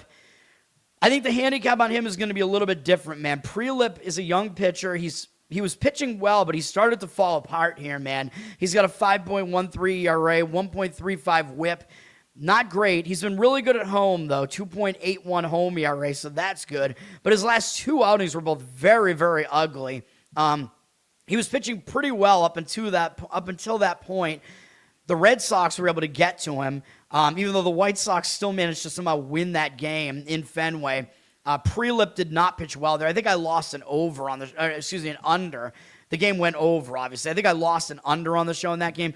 Then his next game, I think I might have at least leaned to an under in his next game, and that game got completely out of hand. He got lit up by the White Sox in that game. So now here's the thing. He had an unfamiliarity advantage going into that game. I talk about this when a young pitcher has an advantage or a young pitcher 10-7 advantage against lineups that have never faced him before, and that was the case with Prelip. The White Sox still knocked him around. So now the thing is, his unfamiliarity advantage against the White Sox is gone. They just saw him. So that might be an extra disadvantage to him. Although, how could he really pitch worse than this? I don't expect him to pitch worse than he did in his last outing this time. But even if he improves on that, I don't think it's going to be good enough. You know what I mean? So I like the White Sox in this game for these reasons. Prelip also has been walking a lot of guys here. 24 strikeouts, 12 walks over the month of May. That's not good. In 24 and a third innings, 25 hits allowed. That walk rate is bad, dude. Over the course of the season, still a fairly high walk rate. It's a pretty low hit rate, which is good, and his strikeout rate's good, though. So he does have some talent, I think, but he's starting to really fall out of form here. The White Sox are going to be, I think, the first team to face him twice, and that's the thing. Like with Martin, I know Martin just pitched against the Twins, but he's so familiar to the Twins, I don't think that matters as much. You know what I mean? Because they've already seen him a bunch. With Prelip, the disadvantage comes in when you've never seen him before, and then once you have, if you see him again right away, I think that's the biggest disadvantage a young pitcher can have if they're facing that same team twice in a row, facing them for that second time ever. So I think he's at a disadvantage here. His numbers against the White Sox are terrible, which makes sense because it was just that one start that he made against them. 17 at-bats, 471 average allowed, 1,056 OPS, 4-2 strikeout walk ratio. So I like the White Sox here. They even, I think, have a bullpen advantage here, but the money is not agreeing with me on this. The White Sox are favored, and, do they deserve to be a road favorite here? I don't know. It's debatable. Maybe not. Maybe they shouldn't be a road favorite here. Martin is getting a lot of respect from the odds makers now. Minus 120 or so is the price here on them. It looks like some of the sharper books, though, like the Vegas books here, have that number a little bit lower, though, which is a little bit of a lean towards Minnesota there, which that worries me a little bit. The market indicators are kind of indicating towards Minnesota. 93% of tickets, 92% of the cash on a very public White Sox side here. I'm going to skip the game, but I do I lean to the White Sox in that game. I considered putting it on my card, but I'll stay off of it. Dirty Sock, what's up? Thanks for hanging out. All right, the next game is another one of my plays, actually, and it's going to be a total. So you probably know what it is, San Francisco and Milwaukee. It's one of my patented totals that I like to do. I feel like we just had this matchup not that long ago between these two teams. Maybe I'm wrong about that. Yesterday, though, I don't know what happened with my man Raup yesterday. He got routed in the game yesterday, it looks like. Good thing we didn't go with anything related to what I thought about that game yesterday. Milwaukee won yesterday's game 16-2. That's insane. So maybe San Francisco will be a little bit motivated here to bounce back. Although San Francisco is not a very good team, and although their pitching is usually what's good about them, their hitting has been the problem over the last couple of years. And even though I know San Francisco broke out with a huge offensive game a couple games ago, it was at Coors Field against some bad Colorado pitching. That is not what we're looking at here. We're looking at the Brewers at home here. The Brewers did use 4 relief pitchers yesterday, though, because they went with a bullpen game yesterday, but they mostly use long relief type of guys. So, and they have a good starter on the mound today, which I forgot to mention. Yeah, I forgot to bring up the best bet visuals here. We're going under in this game if that wasn't obvious. Under 7.5 in this game. Minus 120 was the best price I could find out there. Minus 125 was around, you might have to go under 7, which I don't like as much. Of course, StreamYard is putting a timer on this. Come on, man. I hate when it does this. I'm going to fix that right now. Yeah, the timers are off on the rest of them. There you go. Under 7.5 there. I think you could still find it around this price out there. I'd prefer to have the hook here because 7 is a key number. You need to break a 3-3 tie. So if you're taking under 7, there's a much higher likelihood of a push there or even a loss. But I would still probably agree with it under 7, obviously. If I'm recommending under 7.5, I still agree with it. But I think finding an under 7.5, even upwards of minus 125, I think might be worth it here. Now, yes, Milwaukee used some of their long relief men here, but they have a good starter on the mound and they have a good bullpen, so I'm okay with going full game on this. They have the number 10 ranked bullpen here, one of the best bullpen ERAs. Giants bullpen, I know, is ranked 21st. I know a little sketchy, but their ERA is still below 4. Their ERA is better than like all these teams around them. So I don't think their bullpen is that bad. If you want to go first 5 on this, you could do that too.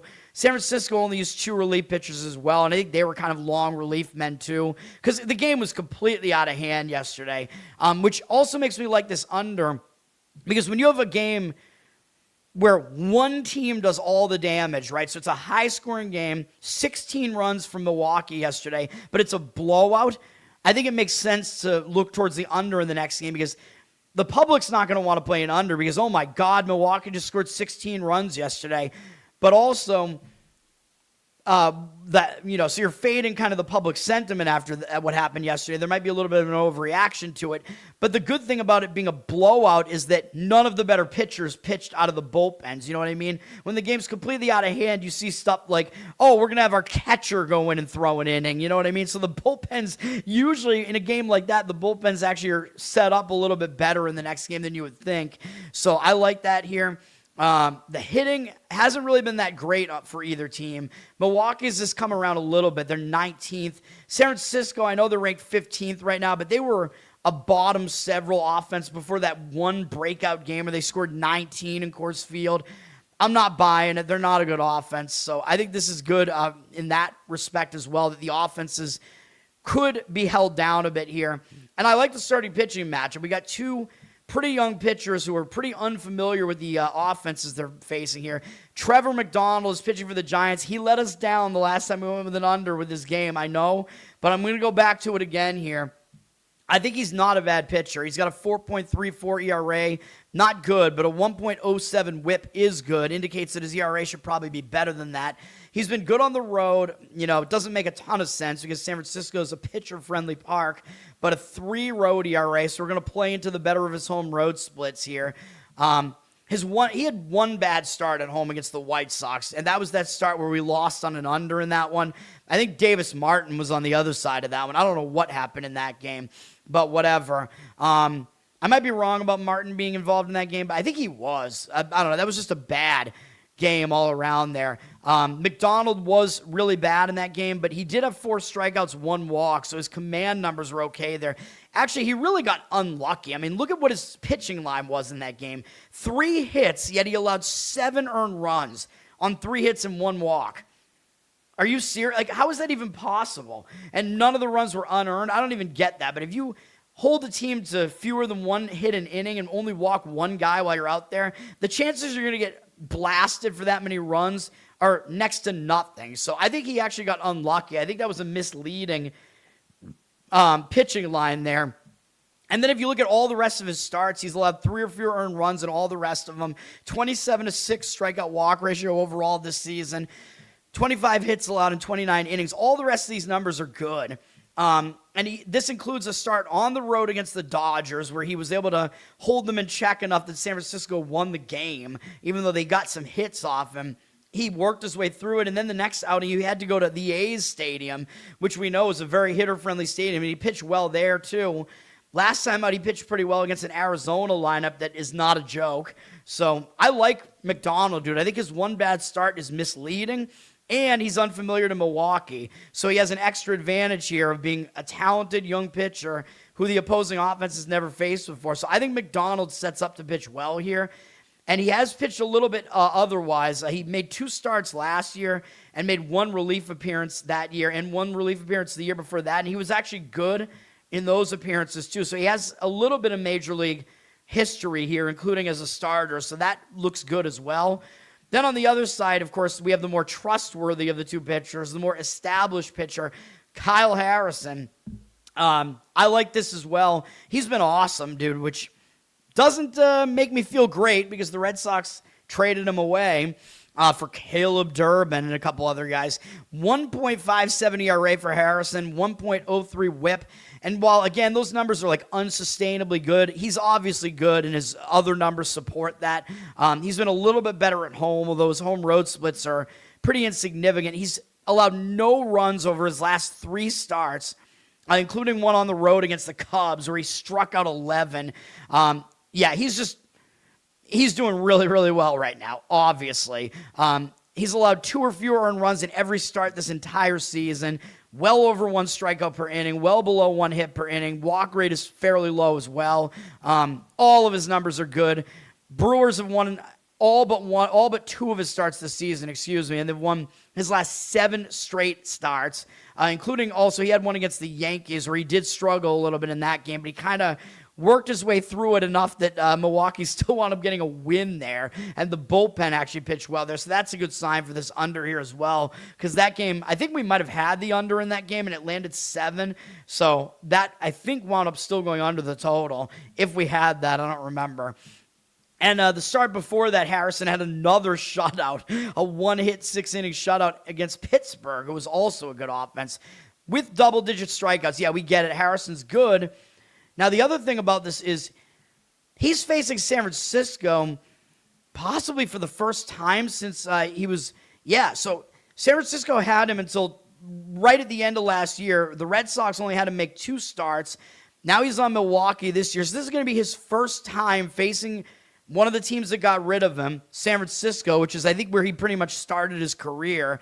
So he was on San Francisco since 2023. Had a full season with them in 2024, pretty much, as a starter. Then they got rid of him last year in the Devers trade. Pitched a little bit with the Red Sox, but this is going to be his first time going up against San Francisco. So I think that's an extra motivational edge. Like I just said, I mentioned that with one of these other pitchers today, too.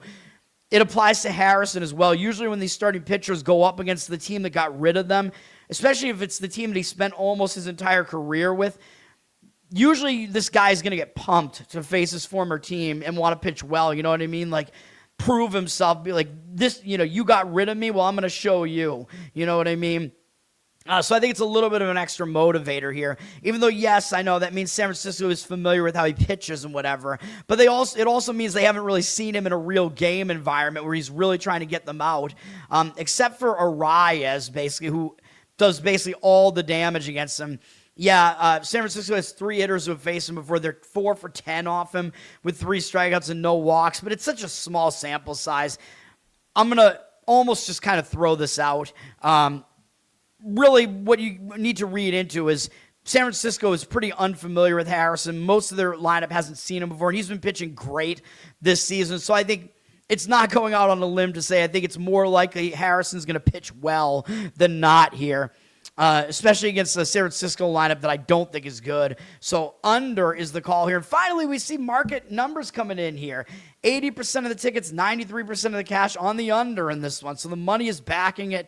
We got 7.5 juice to the under at various outlets here. If this thing would allow me to scroll up so I can see what book this is. What is going on? Dude, this site it needs to be better designed. I think that was FD, that site. It looks like it has the best number for you on this under right now. By the way, the money is heavily coming in on Toronto, by the way, so I like to see that too. This is the only game that looks like it has the total numbers. Actually, San Diego Philly looks like it does as well. But, so the under looks like it's getting some action. I don't think the public is really coming in and playing it under here. I mean, these are still not name pitchers here, so I think this is mostly professional money here. But, yeah, I think you'll find the best number at the FD book. It's right around, it looks like it's at minus 118 right now. So I would go even up to probably about minus 125 to get the hook on that. That's the play in that game. All right, where are we at here? We're over an hour 10 already because I've been rambling. Usually I take a break when I have about 5 games left to talk about.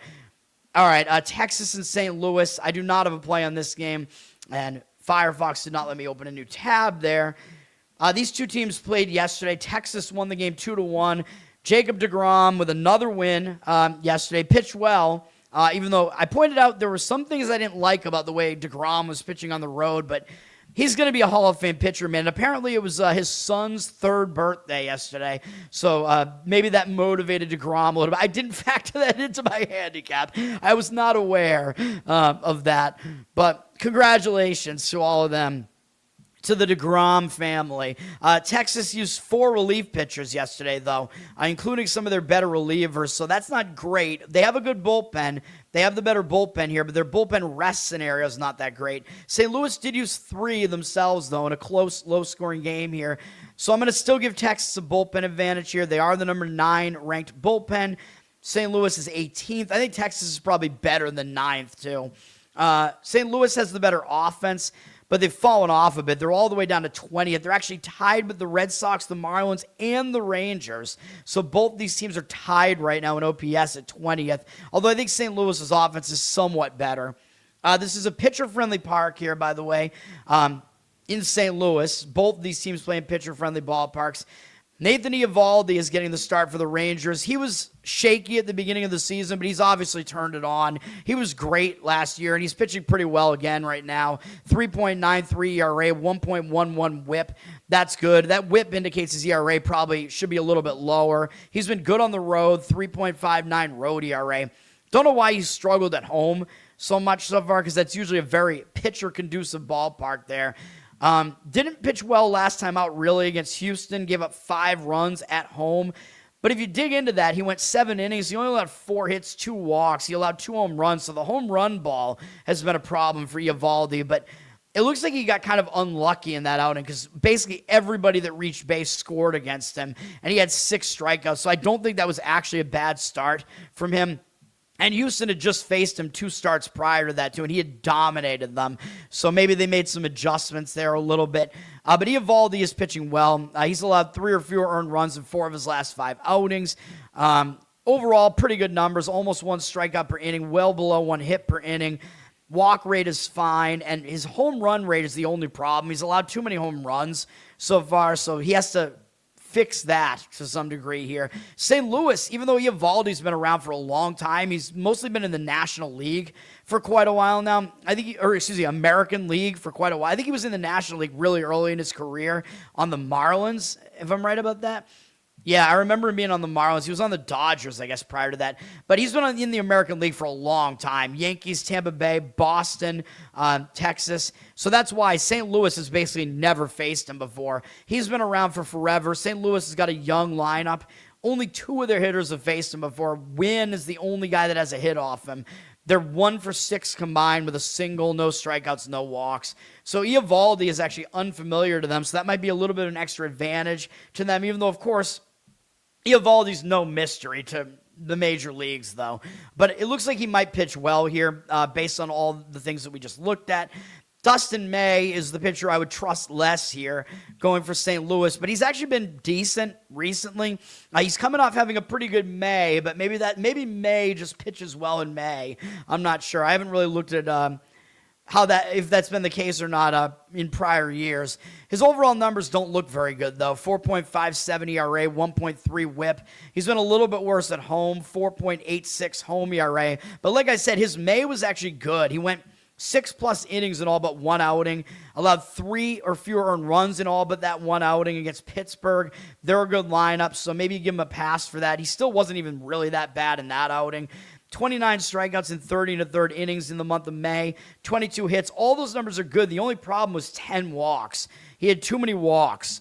So that was the one issue there that month. And then the hitting didn't really help him either. St. Louis lost 4 of his 5 outings there.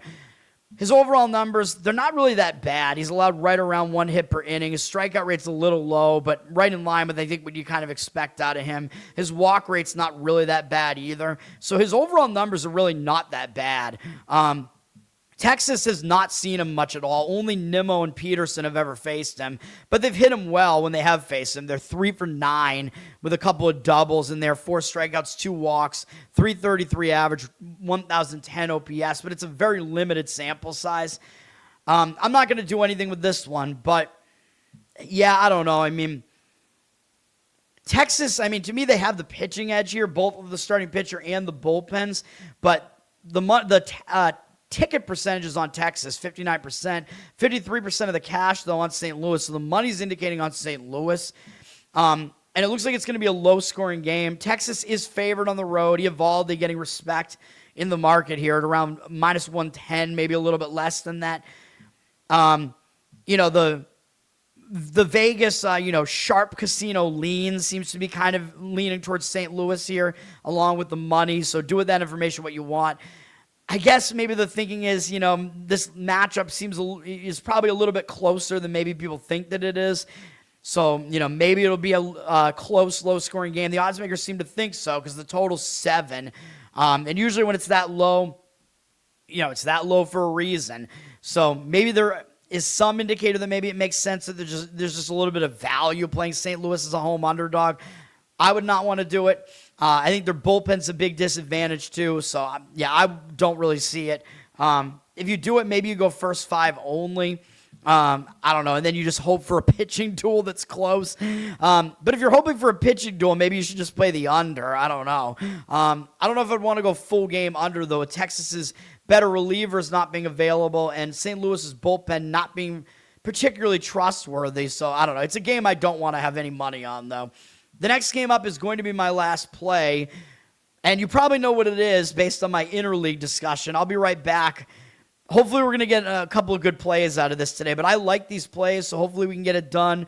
And watch the White Sox. We'll lose at least one of my plays, and the White Sox will cash. Just watch that happen, because the White Sox are like one of the ones that was close to making my cut and didn't. But, all right, I'll be right back.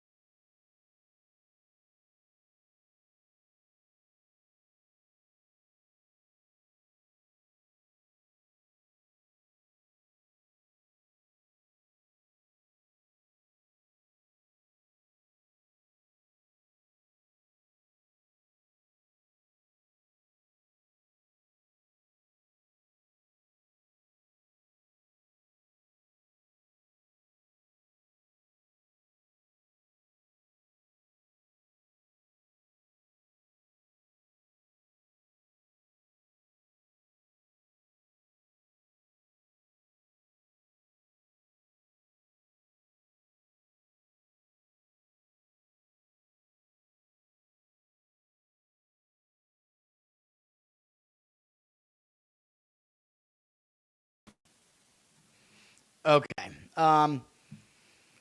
Next game, like I said, is going to be a play for me, and we might need to break out the Van Halen for this one.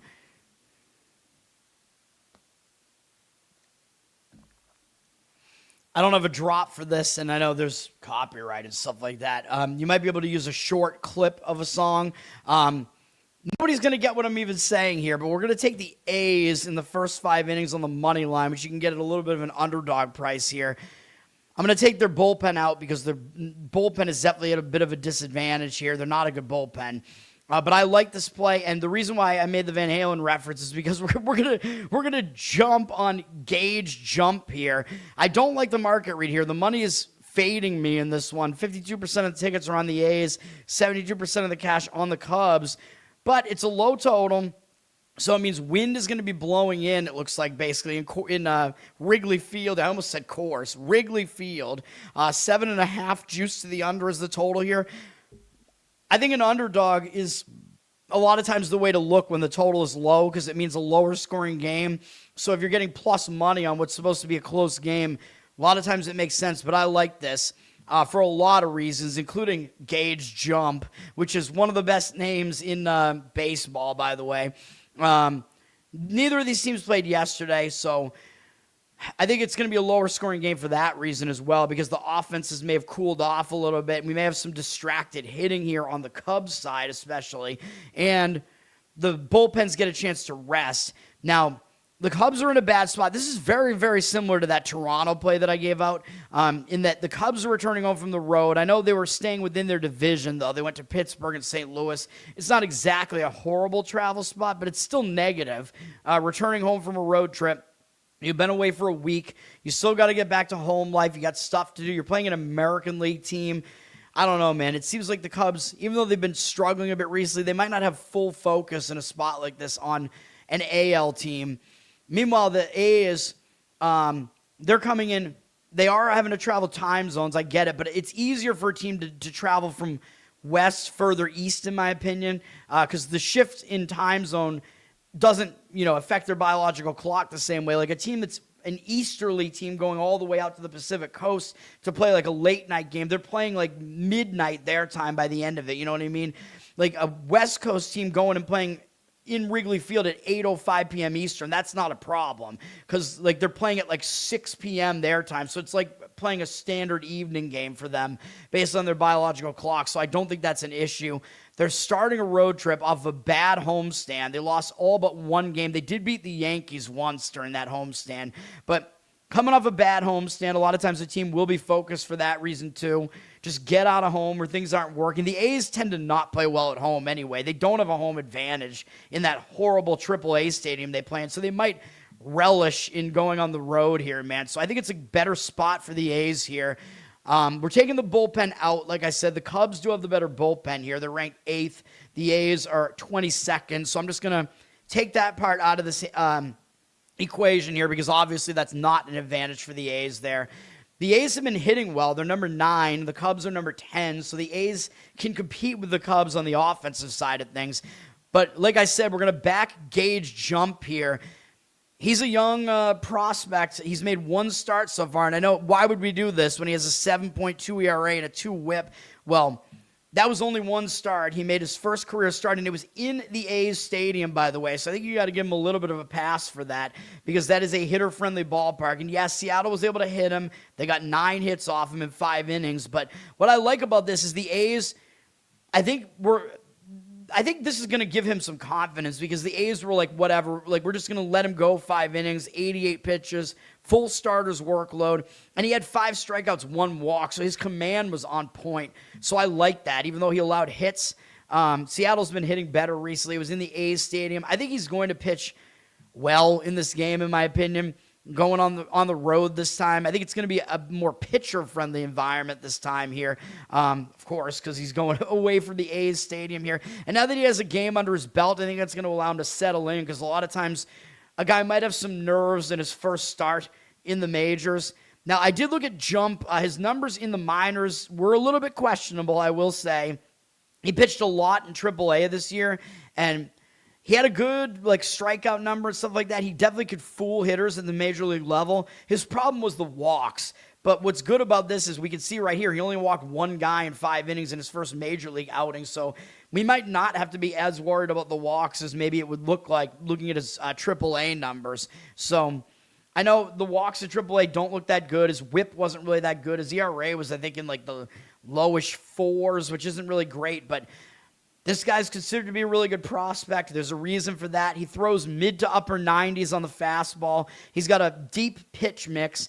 He has some good moving stuff. I guess he has a slider and a sweeper that move differently, a curveball and a changeup. And I guess his moving stuff is good and a good change of pace from his fastball, and he's a lefty, and I guess he has a kind of deceptive arm angle as well. Although he's from Aliso Viejo, California, so does that mean his last name is actually pronounced Hoomp? Gahe Hoomp. That's his actual name. Maybe it is. I don't know. Gage Jump sounds like an awesome name, though.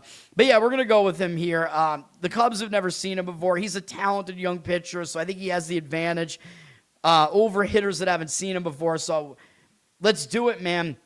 We'll go with the young pitcher here. We're going up against Jameson Taillon, who, I know he's been around for a while. I think his ERA is not indicative of what he's been this year. I think he's a little bit better than that, but he's struggled a bit this year. He's got a 5.37 ERA, 1.28 whip. Not excellent, but his whip indicates his ERA should be a little bit better than it is. He's been better at home. So, yes, we are fading his home road splits here, I know. 4.33 home ERA, but still, I mean, that's not exactly excellent. He's struggled recently, too, so he's not in good form right now. And one of those starts was at home against Houston. He got lit up in that outing. His last 3 outings, he's allowed 4+ runs in each of them, 5 innings or less in each of those outings as well. He's not in good form right now. Had a very devilish 6.66 ERA in the month of May. Allowed more than 1 hit per inning. Did have a 20-7 strikeout walk ratio, which isn't horrible, but 30 hits allowed in 25 2/3 innings. Not great. He's definitely looking like he's just falling out of form. He's out of form right now. Overall numbers are not horrible, though, like I said, on the season. Fewer than 1 hit per inning. Strikeout rate is about what you would expect out of him, not too high. 20 walks is a bit concerning, though. He's walked a lot of guys, and then I think he may have allowed the most home runs in baseball. I think certainly he's allowed the most per inning. He's allowed 19 home runs already. He's allowing basically a home run every 3 innings. That is insane. So that is not something that I would want to back. I'm okay with fading that, in fact. He allowed 10 home runs in the month of May, 8 over the last 3 outings. That's just crazy, dude. And I know home runs are a bit fluky, but still, it looks like it's a trend with him. And going up against the A's, you guessed it, his numbers are not great against the A's. In 33 at-bats, 10 strikeouts, 1 walk is pretty good. 273 average, 870 OPS, though. So while they don't kill him, they do have the advantage over him historically here.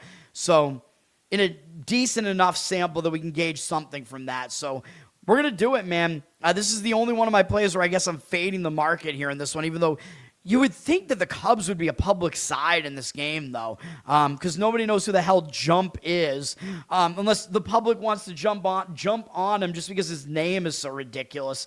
I don't know, but I like it here. We'll take the A's in the first 5, and of course, remember the market read is those are the numbers for the full game market. First 5 market's a little bit different, so. Of course, we're excluding the disadvantageous A's bullpen here. Let's do it. That is my last play of the day.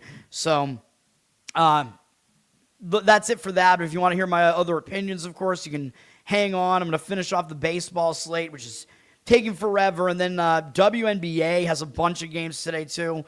I'll get through that pretty quick, though, I think, because I don't really have a strong opinion on any of it. And then hockey I'll talk about as well. Houston and Pittsburgh, these teams did not play yesterday either, and this is an interesting pitching matchup in this game. Houston did just lose to Milwaukee in a shutout at home, so Houston's in a decent bounce-back spot, I think, situationally, staying at home off of getting shut out at home. That's not a bad spot. Pittsburgh is coming in, starting a road trip with momentum off a sweep of Minnesota, so Pittsburgh may be in a positive spot, too, because I don't think they're going to be in a letdown spot after sweeping Minnesota. Like, who cares? It's Minnesota. So I think Pittsburgh does have their momentum back here. No bullpen usage because neither team played yesterday. I don't like either bullpen, really. Pittsburgh's is okay. It's 16th. Houston's is still a train wreck, even though they've improved a little bit recently. They're still ranked 26th in WHIP, but they still have the second worst bullpen ERA to the Anaheim Angels. Houston still has a very bad bullpen. Although we'll see what happens if this improvement continues. Both offenses have been good. Pittsburgh 5th, Houston 7th. And of course, based on that, you might think, well, it makes sense that this would be an over game.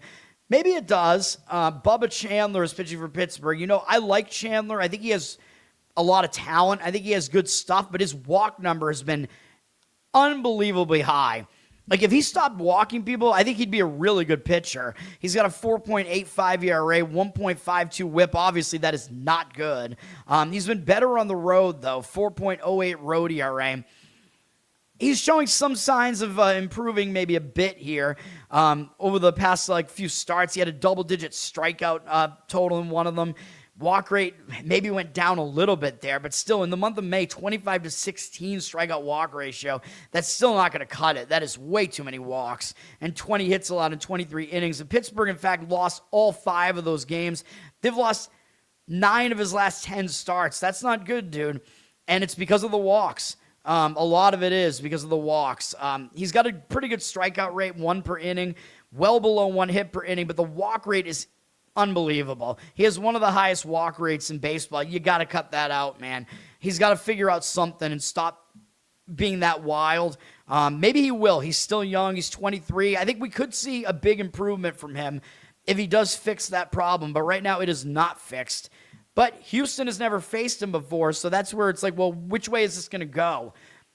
He's not pitching well right now, and the unfamiliarity edge has not been that advantageous to him throughout this season, of course, because he is facing lineups that haven't seen him before in a lot of these games, and they're still getting to him, or he's getting to himself because of the walks. So that's the problem. You have to try to gauge, is his walk number going to be better? And that's a really hard thing to figure out. So I think there's a wide variance here with Bubba Chandler. He could be excellent. He could be horrible, all depending on how wild he is. So I don't know what we're going to get out of him here, man.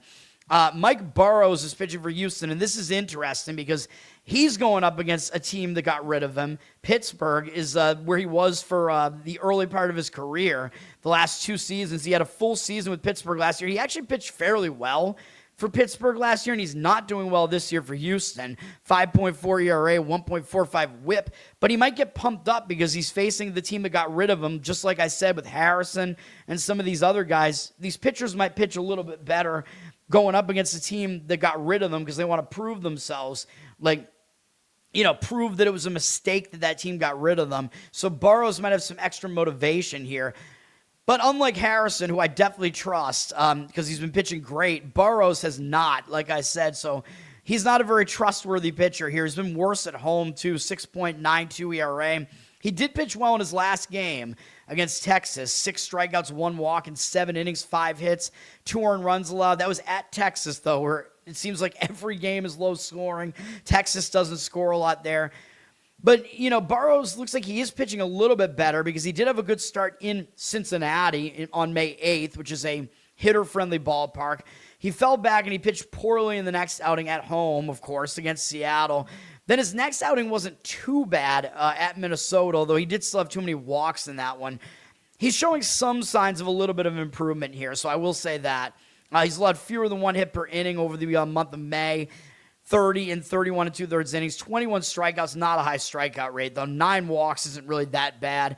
He's not really a strikeout pitcher. His strikeout rate is pretty low on the season. His hit rate is too high, though. He's allowed over 1 hit per inning by quite a bit. That's not good. On top of 13 home runs as well. So he's got to get those numbers down a bit, and his walk rate hasn't really been that great either.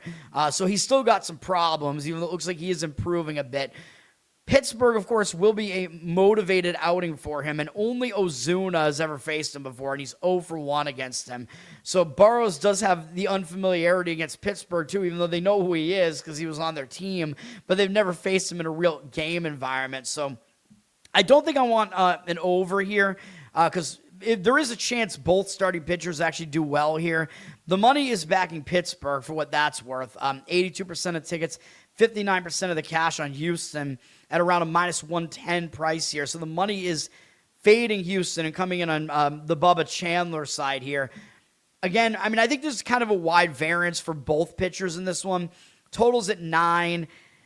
If you wanted to go over, you might still get this thing over if one of the two pitchers struggles, and then you have a bad Houston bullpen.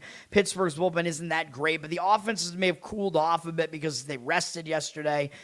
The bullpens have everybody at their disposal today, so I don't want to do it, but those are my thoughts on that game. I don't really have any thoughts on that game that are worthwhile. Colorado at Anaheim, these two teams played yesterday. I thought it would be a high-scoring game, and it was. Maybe I should have added the over in that game, but, I was correct. The way that I would have played that was Anaheim over their team total, and they got way over their team total. Despite losing the game 9-8, they still went over their own team total there. I just thought Soriano would potentially pitch better in that game, but he's just bad at home, dude. So that game, it wasn't over. I was correct about that, but didn't make the cut for me. Is this game also going to be an over? I don't know. I don't like it as much as yesterday's, really. Colorado used 3 relief pitchers yesterday. Anaheim used 5, it looks like, although Suter for only 3 pitches, though. So he'd be available again. These bullpens are both bad, though. Anaheim's ranked 29th. You could definitely make the argument they're the worst bullpen in baseball, though. They have the worst ERA. They're bad.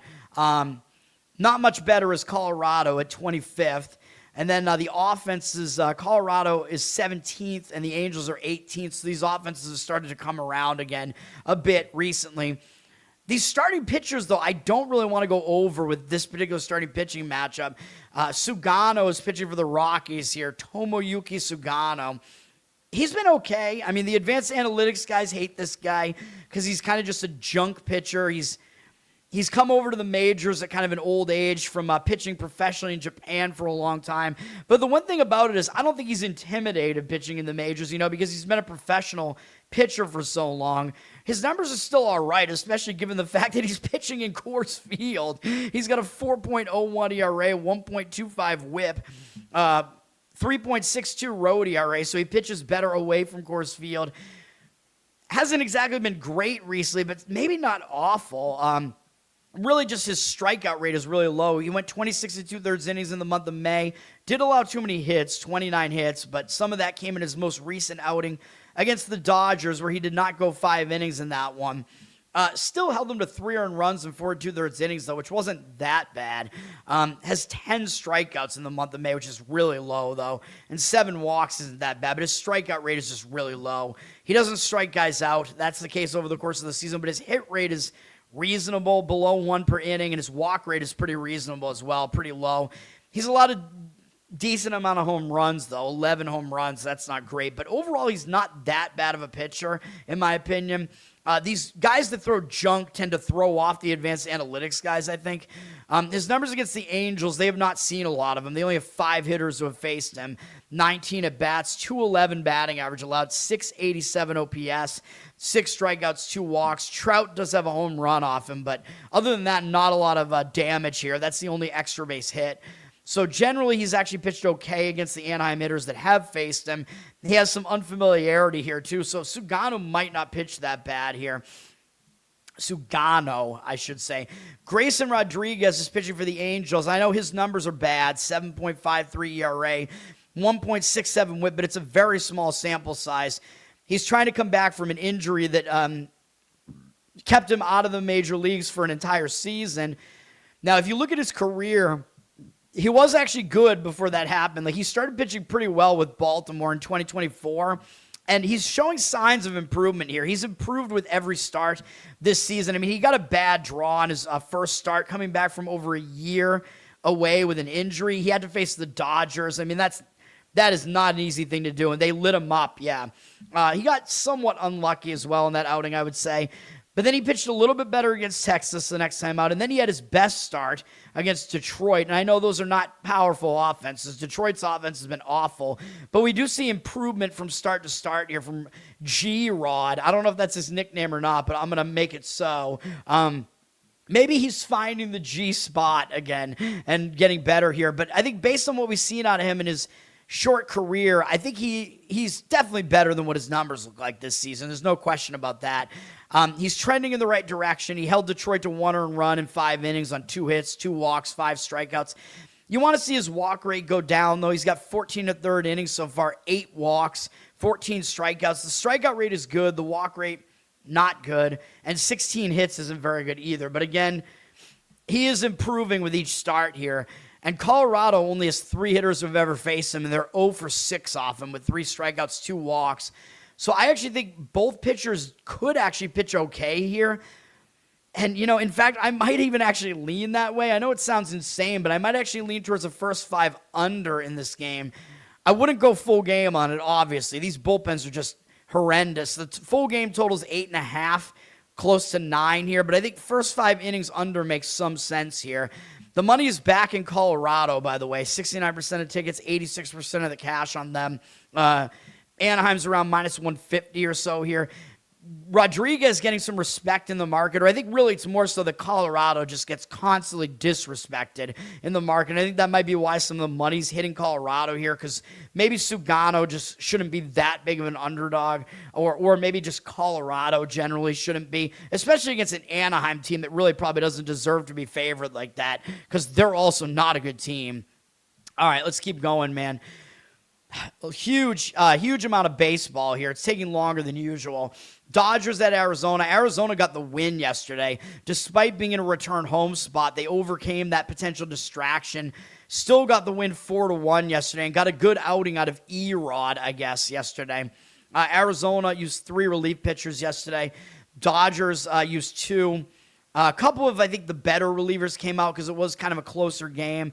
Both bullpens have been good. Dodgers are ranked 2. Diamondbacks ranked 3, although their ERA is still not terrific. But I'm having to admit that the whip is a good indicator because Arizona's bullpen is showing up and pitching better than I really ever thought they were, because they started the season with no lefties in the bullpen at all.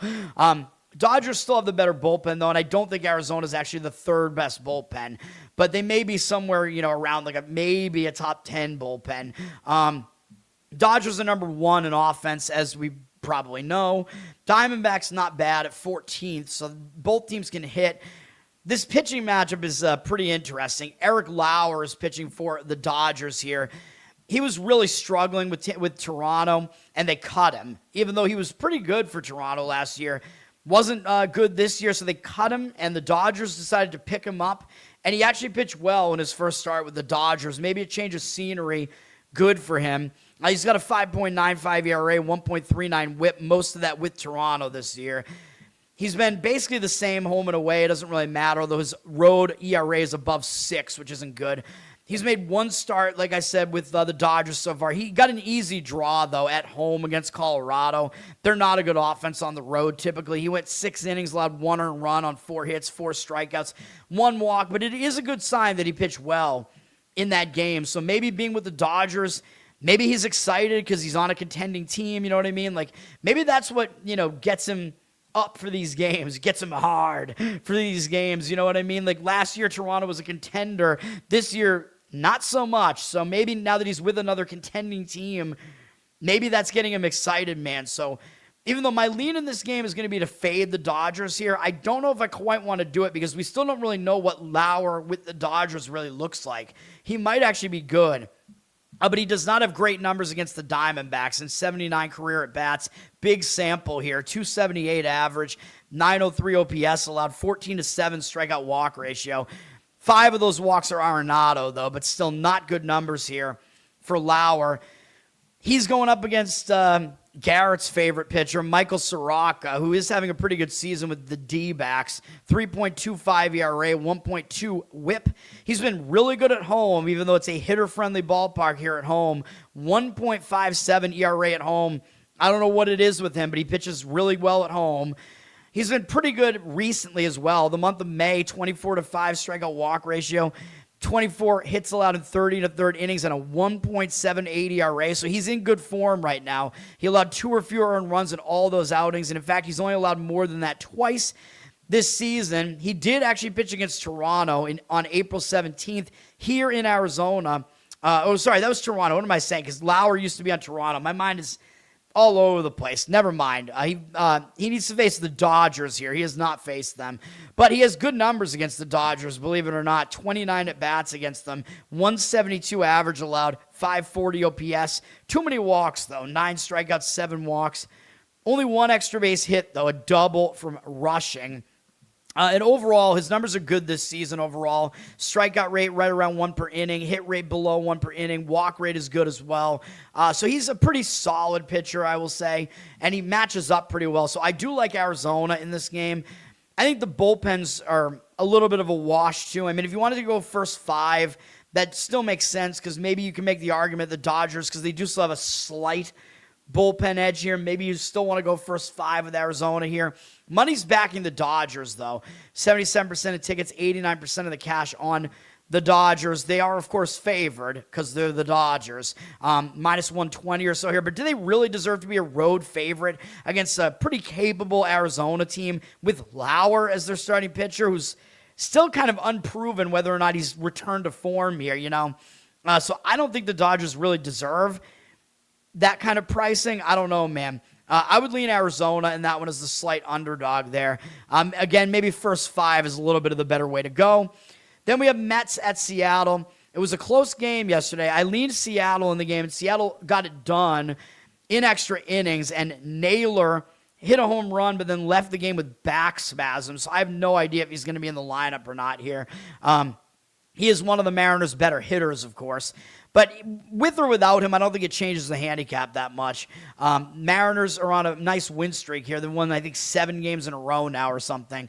They were able to get the win yesterday. I think they are generally the better team here. Not going out on a limb saying that because the Mets have been playing really poorly this season. But Seattle was playing poorly as well for a lot of the season.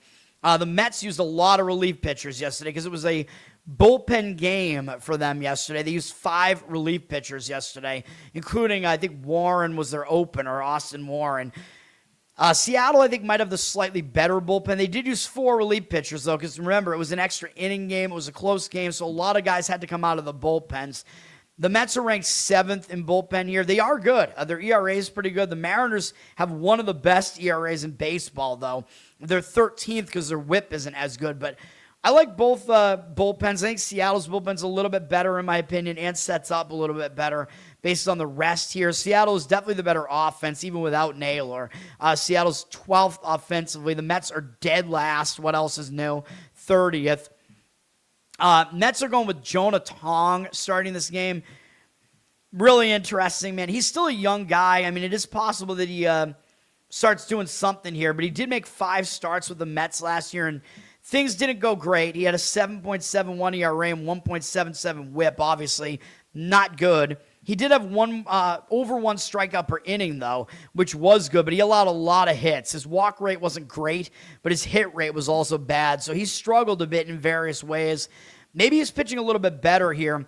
He's only made relief appearances so far this season, but he's got a 0 ERA and a 1.2 whip so far. However, I would settle down a little bit because it was relief appearances against Miami and Cincinnati, at Miami and at home against Cincinnati, so he was in the better pitcher park in those 2 games as well. And he has 5 walks and 3 strikeouts so far, so he's walking almost 1 guy an inning. That's not good. 3 hits allowed in 6 2/3 innings is fine, and no earned runs, cool. But I don't really trust Tong right now. He's a young pitcher. He does have talent, I know, but right now I don't really consider him to be trustworthy. No idea what you're going to get out of him here. The Mariners haven't seen him before, though, so maybe he has a little bit of an advantage here. He's only 22 years old, so he might start pitching better, but I don't want to bank on it here. Logan Gilbert is pitching for Seattle. He's obviously the more established pitcher. 3.69 ERA, 1.11 whip. Good stuff from Gilbert, but shockingly, he's been way worse at home, which makes no sense, as usually every Seattle pitcher does. I feel like I'm a broken record, but typically Seattle, all their pitchers pitch better at home because it's a more pitcher-friendly park, but he's got a 5.67 home ERA and more innings pitched at home, and he's allowed 10 times as many home runs at home this year in 11 more innings pitched as well, but still, that's ridiculous. I don't know what's going on with him at home. Maybe he'll turn it around because he's definitely pitching better recently. He's had 3 shutout appearances in his last 4 outings, but all of them were on the road. In his most recent home start, he got not lit up really, but he did allow a lot of runs to San Diego. 7 earned runs in that outing, 3 home runs, but he did hold them to 5 hits, 2 walks, so he got pretty unlucky in that outing. 5 strikeouts, but his road starts have been excellent recently, including a 1-hit, 6-inning shutout against the White Sox. He had a good shutout start on the road at the A's. Not easy to do either of those things, man. So I think Gilbert is good, but I just don't know what's going on with him at home right now. That is a little bit of a concern, but he's been good against the Mets in a huge sample, 87 at-bats, because they're former American League players all have a lot of at-bats against him. Bichette, Soto, and especially Semien, who was in his division, all have a lot of at-bats against him, but none of them have hit him well. He's got 28 strikeouts, 3 walks against them, 126 average allowed, 339 OPS. Semien does have a home run off him, but he's 5 for 38 against them, and with 2 doubles. So Gilbert does match up well here. I know he hasn't been pitching well at home, but I kind of have a tendency to lean towards him pitching well here. The Mets, I mean, their offense typically has not taken advantage of most pitchers this year. It actually looks like the Mets are undecided here right now, too, so it might be like a bullpen game for the Mets here. Maybe Tong will come in after an opener or something. I don't know what they're doing. I'd probably prefer Seattle again, though. They're around minus 150 or so. We don't really see where the money's coming in yet. Maybe it's a little bit too much of a price to lay there. It's a low total, 7.5 juice to the under. I don't know if I would trust an under, though, given what's going on with the Mets and given that both bullpens are a little bit unrested here. I think a Seattle, money line play maybe might make more sense there at below minus 150. All right, 2 hours just for baseball. We'll hit WNBA. We're in the WNBA Commissioner's Cup because guess what? They do the same thing as the NBA. They have a Commissioner's Cup, which is really dumb, whatever. I kind of treat them like regular season games anyway, though. Maybe, the lesser teams, maybe the teams that know they're not going to win the championship do have a little bit of a motivational edge in some of these games. But it's just like the NBA Cup, and the home team is just the home team here. So, like, these games are at the site of whoever the home team is. They're almost like regular season games. We have Atlanta hosted Connecticut. This is a big mismatch. Atlanta's one of the better teams in the league. Connecticut is awful. Atlanta is returning home from the road. They were only on the road for 2 games, but they were still away for a week or so against Minnesota and then Portland. Not a big deal beating Portland, but Minnesota's a big game.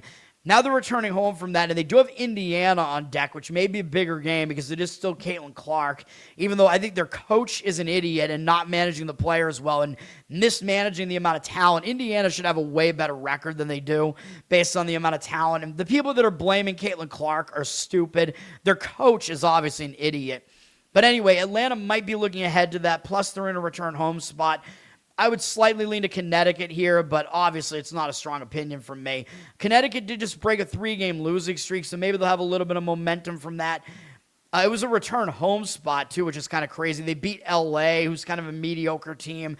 Now they're starting another road trip. They may be focused here for that, staying in the Eastern time zone. Don't have much on the game, but Atlanta's like a 13.5, 14-point favorite here. It's a low total as well. Like all the totals today, except for the Vegas LA game, are all pretty low. So the low total kind of indicates that the points are, the low total does indicate the points are worth more. So it makes a little bit more sense to take an underdog with of a huge magnitude with a low total like that. So Connecticut plus the points makes the most sense to me in that game. WNBA started, like a week into May maybe. I have no idea. But this is the Commissioner's Cup. The Cup happens in the middle of the regular season. It has nothing to do with the championship. But the WNBA season is still short. It's like a couple of months. Chicago at Washington is the next game. Or maybe a few months. I forget when the end of the season is. It's towards the end of the summer, though. Washington lost at home to LA in their last outing. Just saw some very attractive ladies here on the Minnesota team there, which I think they're the best team in the league probably when they get Collier back. Jeez, man. Oh, man. Why do we not watch the WNBA, man? Such attractive ladies they have here. Washington just lost at home to L.A. here. It was in a return home spot, so that's a negative spot. So maybe they do bounce back here for a game against Chicago. Of course, a team, by the way, like Connecticut, like Washington, they probably kind of know they're not going anywhere this year, especially Connecticut, so they might get a little bit extra up for these cup games. Although I think Chicago currently would not be a playoff team either, though, here. Chicago is coming in off, 4 straight losses, including getting annihilated by Minnesota. I think they've had a somewhat difficult schedule so far, though. Yeah, kind of. They faced Minnesota 3 times already and beat them once. That's not horrible. So they're going out on the road for a game off of a blowout home loss to a pretty good Minnesota team. It looks like both teams should have focus in this game. The line is flipped to Chicago being a favorite here, 1.5, 2. They're the better team. I guess I would lean towards Chicago in that game because I think both teams might have motivation in that one.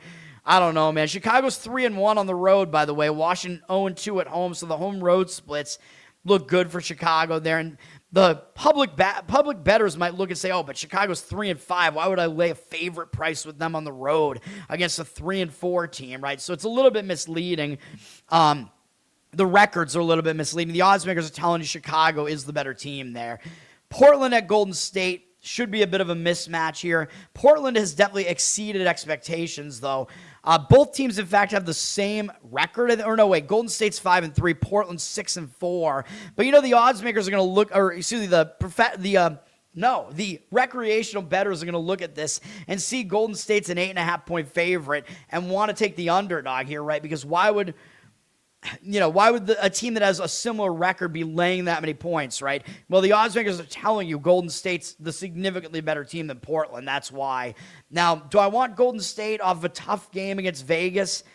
Not really. They lost by double digits, and the game was kind of over before it was over. So it wasn't really that close. So maybe they are in a bounce-back spot here, but I don't really want Golden State here. Portland is coming in off an upset win, though. They just beat Indiana. They blew Indiana out. That was a huge win for Portland. I believe they were they a double-digit dog here? Yeah, they were an 11.5-point underdog here. So that was a big win for Portland against a just discombobulated Indiana team here. Indiana just was horrible in the game shooting-wise. They took fewer shots, which does worry me a little bit because they went to the line a ton. So that's kind of the problem I would have, where it looks like there are some outliers here where Portland is going to regress because they shot 51% from the field, 39% from three versus Indiana shooting 41% and 23% respectively. But the rebound battle was really close, and Indiana had 12 more points from the free throw line and still lost by that much. So that's not a good sign really for Indiana, and it kind of takes away from the regression points for Portland a little bit here. But still, Portland is coming off that big upset, might be riding high. However, this is a cup game against a team they know is good against Golden State, so I think Portland still might have a little bit of motivation here as well. So I'm not going to touch the game, but I think because the public is probably going to see, oh, Portland just killed Caitlin Clark. They're getting 8.5 points here. Like, how could you possibly lay points with a close to 500 Golden State team? All of that has me leaning Golden State here. I would lay the points with Golden State. They're around 8.5, 9 here now. If I was going to play that game, I would lay the points there. All right, and then we have Vegas and LA. This is my strongest opinion out of all these games. And I've had a good read on this series, right? Because we had LA's first game of the season. I said, play Vegas. Vegas, I think, was only about a 2-point road favorite in that game, which is going to come into what I think about this game here. Vegas easily covered that number, but if you dig into that box score, it was a misleading result, which, of course, then led me to tell you to take take LA in the next game. So the reason why I liked Vegas in the first game was because Vegas had already played a game.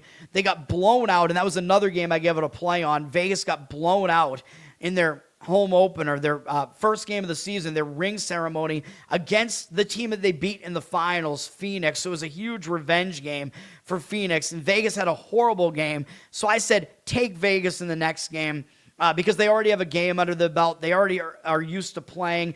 LA hadn't played since like the preseason and had been off for a while. So I liked that. Vegas easily got the win for us, but again, it was misleading. So then the next time we had these teams matching up, Vegas, I think, was returning home from a road trip. They'd had that misleading result against LA, so I said take LA plus the points, and I think they were about a 9.5-point underdog in that game. And what happened? Yeah, LA got the outright win in that game. The fact that Vegas was a 9.5-point favorite in that game made no sense to me because they're only a 2-point favorite in that first game, although I'm wondering if maybe there was like an injury or something. Like, I don't know. I haven't really looked at the box score. No, like Wilson, Gray, Young, like those are all the best players on Vegas. They all played in that game. So I don't really know why that line was so much lower. It makes no sense. So that's where I kind of arrive at this game. Like, I like the spot for Vegas here to bounce back, okay? Because if you look at that game, it was a bit of an outlier that was in the direction of LA this time. Like, I don't think they really should have won this game outright based on the stats, even though we got the game right with the cover. They shot 55% from the field, 48% from three. That indicates they were not really the better team in the game. They just shot way better. The Aces had more field goal attempts by 9, but they only shot 45%, only 34% from three. So LA had 12 more points from the three-point range in that game. Vegas out-rebounded them, so Vegas was kind of the better team in the game and definitely had chances to win the game. So I think it was still a good handicap. We got the game right, but now I think it swings back the other way where that was a misleading game for Vegas. The problem is Vegas was a 2.5-point favorite the last time they were at LA, and now they're 7.5. And the line actually had dropped to 2 or 1.5, but now it's 7.5. I can't do it, man. I can't lay the points with Vegas when there's that much of a point disparity in like a span of 2 weeks. I don't really understand why that's the case unless, does LA have some injuries now? Like, I have no idea what the fuck is going on here. Let me see. Yeah, I think that is why. Kelsey Plum is out. Yeah, that's why. She's got an ankle sprain. So now, yeah, actually, she's been out since May 23rd, I guess. I didn't even realize that. So I was gonna say, well, LA would be in an injured player theory spot. By the way, I think Plum used to play for Vegas, so Plum has already missed 2 games. By the way, so I missed that on the handicap in the LA Washington game. That would have been a little bit of a motivator, the injured player theory spot. But then after you get through that injured player theory spot, a lot of times you don't play well in the next couple of games. So LA is now without Plum. So actually, that's the reason why Vegas is at an elevated price here. And Vegas, of course, was 9.5 at home the last time. So this line is a little bit more in line with that, I guess. If you think that each team only gets 1 point for home court, which actually might be about right in the WNBA. But there are more things to dislike about LA here, by the way. They're returning home from a long road trip. So that's another negative. When a team returns home from the road, as I always say, they've been away since May 21st. A lot of times it's a distraction. You got to get back to home life. The caveat that I would have is they're playing Vegas. That's still the returning champs. They're 1-1 against Vegas on the season. I think they're still going to be motivated to play Vegas. And it's a cup game, so that might give them a little bit more motivation here because, of course, Vegas might pay less attention to the cup because they got their sights set on winning another championship. LA doesn't really have that as a goal, so those are my concerns with it. I like Vegas in the game, but I can't lay 7.5 on the road with them here. I think the line is just a little bit of an overreaction. I think it's too high at 7.5, even 8 now. And I think there are some factors that might still keep LA a little bit motivated. So I like Vegas. If you force me to give you a play in the WNBA at all, I actually would probably lay the points with Vegas here, but I'm not going to do that. It's not going to make my card. And then we have on ABC, we have the Stanley Cup Finals starting, Vegas at Carolina. Carolina is a favorite. They're probably about a -200 something favorite to win the Stanley Cup at this point. However, they do have less player experience. That's one thing I mentioned. Oh, and of course, I can't even see it here, even though I'm refreshing this page. Oh, I have to hide the FAQ, the FAQ. Wait, where the fuck is the hockey game? Oh, here it is. So, yeah, we can see what the money looks like here. Now, so things to consider here. Yeah, Vegas, they have more player experience here. So they have some guys on the team that have been here, that have done this before. They even have a coach that's won a final before in Tortorella, even though I know he's new to Vegas. So that's a little bit of a concern that, do they have enough experience with him as their coach? I don't know. But the one advantage that Vegas does have in this series is the player experience here. But people might overrate Vegas. So Vegas, I'm kind of rooting for Vegas as well, to be honest, just because it would help my bracket a little bit more if the more popular championship pick like Carolina got knocked out. I almost picked Carolina to win the championship over Vegas, though. It was either Carolina over Vegas or Tampa over Vegas, and I went with the wrong one. It was bullshit that Tampa lost to Montreal, man. Montreal somehow winning that last game with only 9 shots on goal. Absolute bullshit. Yes, correct. Vegas, dude, the left hates Vegas, so if you want to make it political, yeah, Vegas did not make a pride post yesterday like all these other stupid teams. We're sick of that shit, man. Instead, they pointed out that it is also cancer survivors month or something. So they mentioned that instead. That's a better thing to point out, man. Yeah, cancer, it's a huge problem. Yeah, and plus, my mom is a cancer survivor, so hey, it's her month, so I appreciated that quite a bit. And also the left, they all are going after Vegas because of the Carter Hart thing, dude, I mean, I'm not going to say it's like Duke lacrosse or anything that obvious, like, and just crazy, but it's another one of those situations where I'm pretty sure what happened was a woman got drunk, she probably slept with multiple of these hockey players here. It was just young people being stupid, being drunk, and then after the fact, she regretted it and then made all these allegations against them, and it didn't hold up in court. A judge threw it out and said that, this woman is not credible. She changed her story. I think her name is still not known. So the judge threw it out. So what more do you want, man? So it is BS, but then you have everybody out there doing the same thing they're doing with Trevor Bauer. Oh, he's not allowed to come back to Major League Baseball. They're doing the same thing with Carter Hart, the goalie for Vegas here. Oh, he's, he should be in prison. He's a sex offender, a sex abuser, whatever. Well, no, there's no actual evidence of that. And it seems like it's more likely that it's one of those stupid Me Too types of situations where it was just a bunch of young, drunk people being dumb. You know what I mean?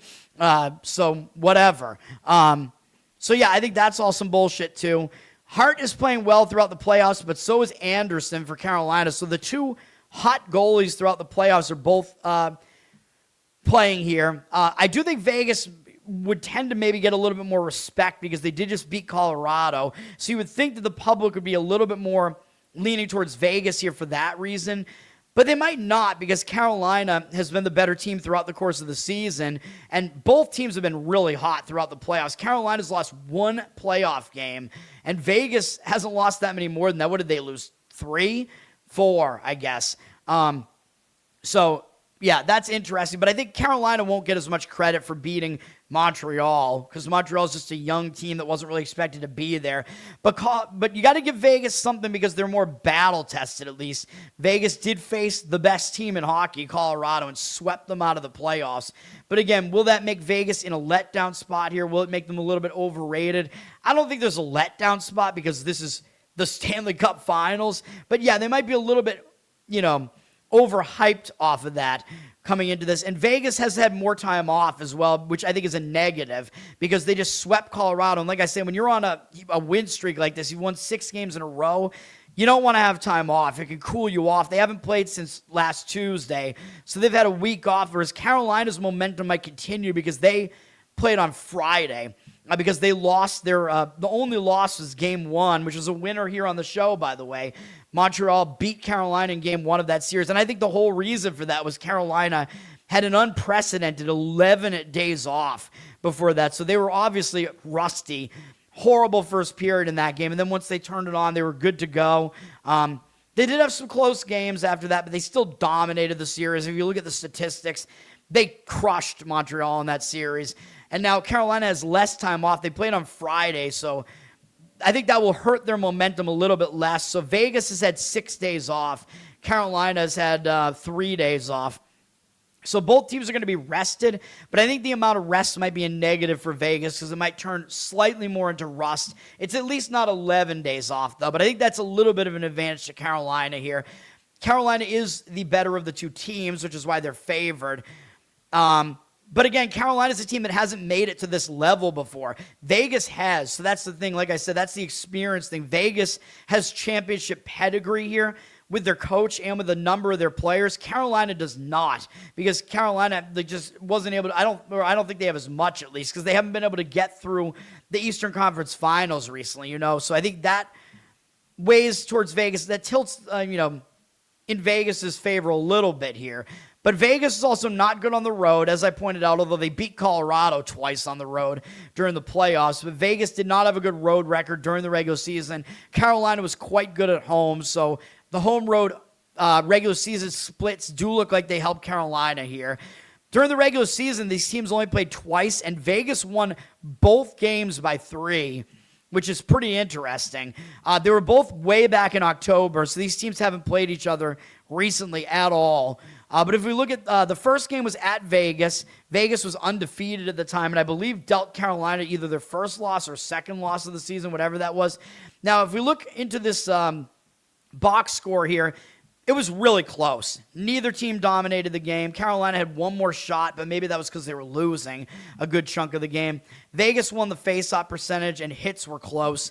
So it looks like it was a close game. Vegas did put an empty netter in at the end. Vegas won the game 4-1. It looks like it should have been a 1-goal game one way or the other, so maybe it was a little bit misleading. The second game they played, which was here in Carolina, still way back in October, Vegas won the game 6-3, and Vegas actually kind of dominated this game. They won the shot battle by 11, they won the hit battle by 5, and they barely lost the face-off battle. So if you look at the stats in this game, I know it was a 6-3 win. Maybe it shouldn't have been that much of a blowout, but Vegas did win this game statistically.